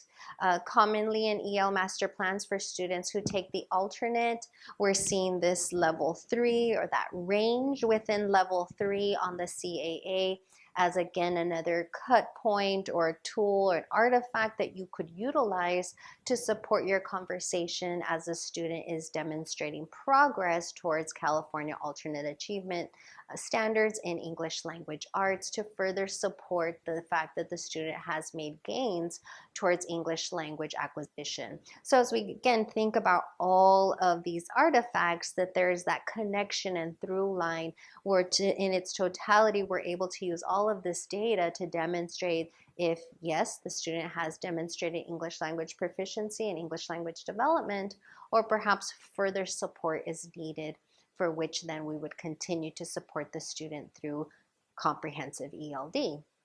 So again, the CAA, this is just a sample score report. Again, dependent on your EL master plan, you will determine what that range is for demonstrating, again, skill and growth in relation to Common Core state standards. Importantly, though, in this particular item there, we are able to make the comparisons between students with like disabilities, and then given again how the student is performing. So as we consider the needs of English learners with disabilities, and we consider English only students, we would consider students, again, that are also students who take an alternate achievement assessment, again, so that we're making accurate comparisons. So not to say that the student would have the same exact disability category, but we think, again, students with moderate to severe disabilities, that we're making comparisons. And again, another example of CDE's call for support, if you have students who are only, who would be willing, their parents would be willing to allow them to take the alternate LPAC, again, for validity purposes. But as we consider criterion 4 and basic skills relative to students' English language proficiency, again, how are students who are English proficient performing towards basic skills? And in our case, for students who take alternate assessments, we would take into consideration the CAA and those results. So we'd love to hear from you in the chat box what other criterions and artifacts you might be utilizing as part of criterion 4, along with IEP considerations. So again, performance and basic skills. Well, what are the range of performance and basic skills? And again, comparisons of students within that same age, development or disability. Again, who are English only, so EL comparisons. So drop in the chat box. We'd love to hear from you. I know it's late in the day and we are going to make it through. So as you pause and process, we'll continue to watch the chat box for any questions. But we do have a scenario because it's always nice to see a scenario. So we want you to meet Marcus, and this is a scenario from the California Practitioner's Guide. Again, thank you to all the experts who worked in building the California Practitioner's Guide for educating English learners with disabilities, as there are various scenarios on reclassification in this particular chapter. So we're focusing on one scenario, which is Marcus. And we'll drop the bit.ly in the chat box. Again, it is a Padlet where you can then answer these questions. So first we'll ask you to read the scenario. We're going to give you a quick 5 minutes to start reading the scenario. And then I think rather than a breakout room, we'll just have you individually post onto the Padlet what documentation was available regarding the student's unique disability and its impact on learning. What evidence was presented to indicate that the student received sound ELD instruction? So that's so important, right? That we ensure that our students are receiving comprehensive ELD, both integrated and designated. And what additional documentation did your team feel is still needed in order to determine if reclassification is appropriate? So these are the questions that you'll see in the Padlet once you open it. So again, you're going to read all about Marcus, so meet Marcus in the scenario, and then we're going to give you 5 minutes to answer the reflective questions before we wrap up today's session.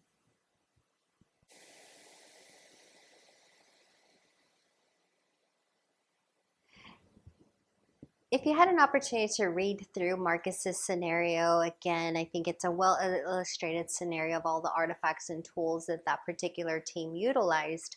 If you didn't have an opportunity to finish reading Marcus, again, remake the Padlet, share it, keep it. This might be an activity that you want to replicate within your respective LEA, COE, or SELPA, and to utilize as a resource. And do know that in Chapter 9, there are various scenarios as teams consider the possibility of reclassification and or when they consider to not reclassify, to continue to ensure, because truly the important aspect when it comes to students and English learners with disabilities is to ensure that students receive what they need. And that may be continued support through designated ELD.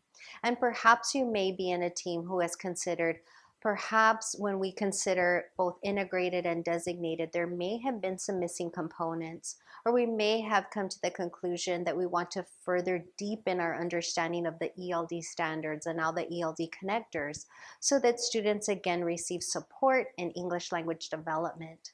As we know that language is at the core of all instruction, as we consider the English language assessment, and specifically as we went through Pathway 2, should you consider and the team determine that yes, reclassification is appropriate for your student, we still have an obligation to ensure that students are continuing to demonstrate progress.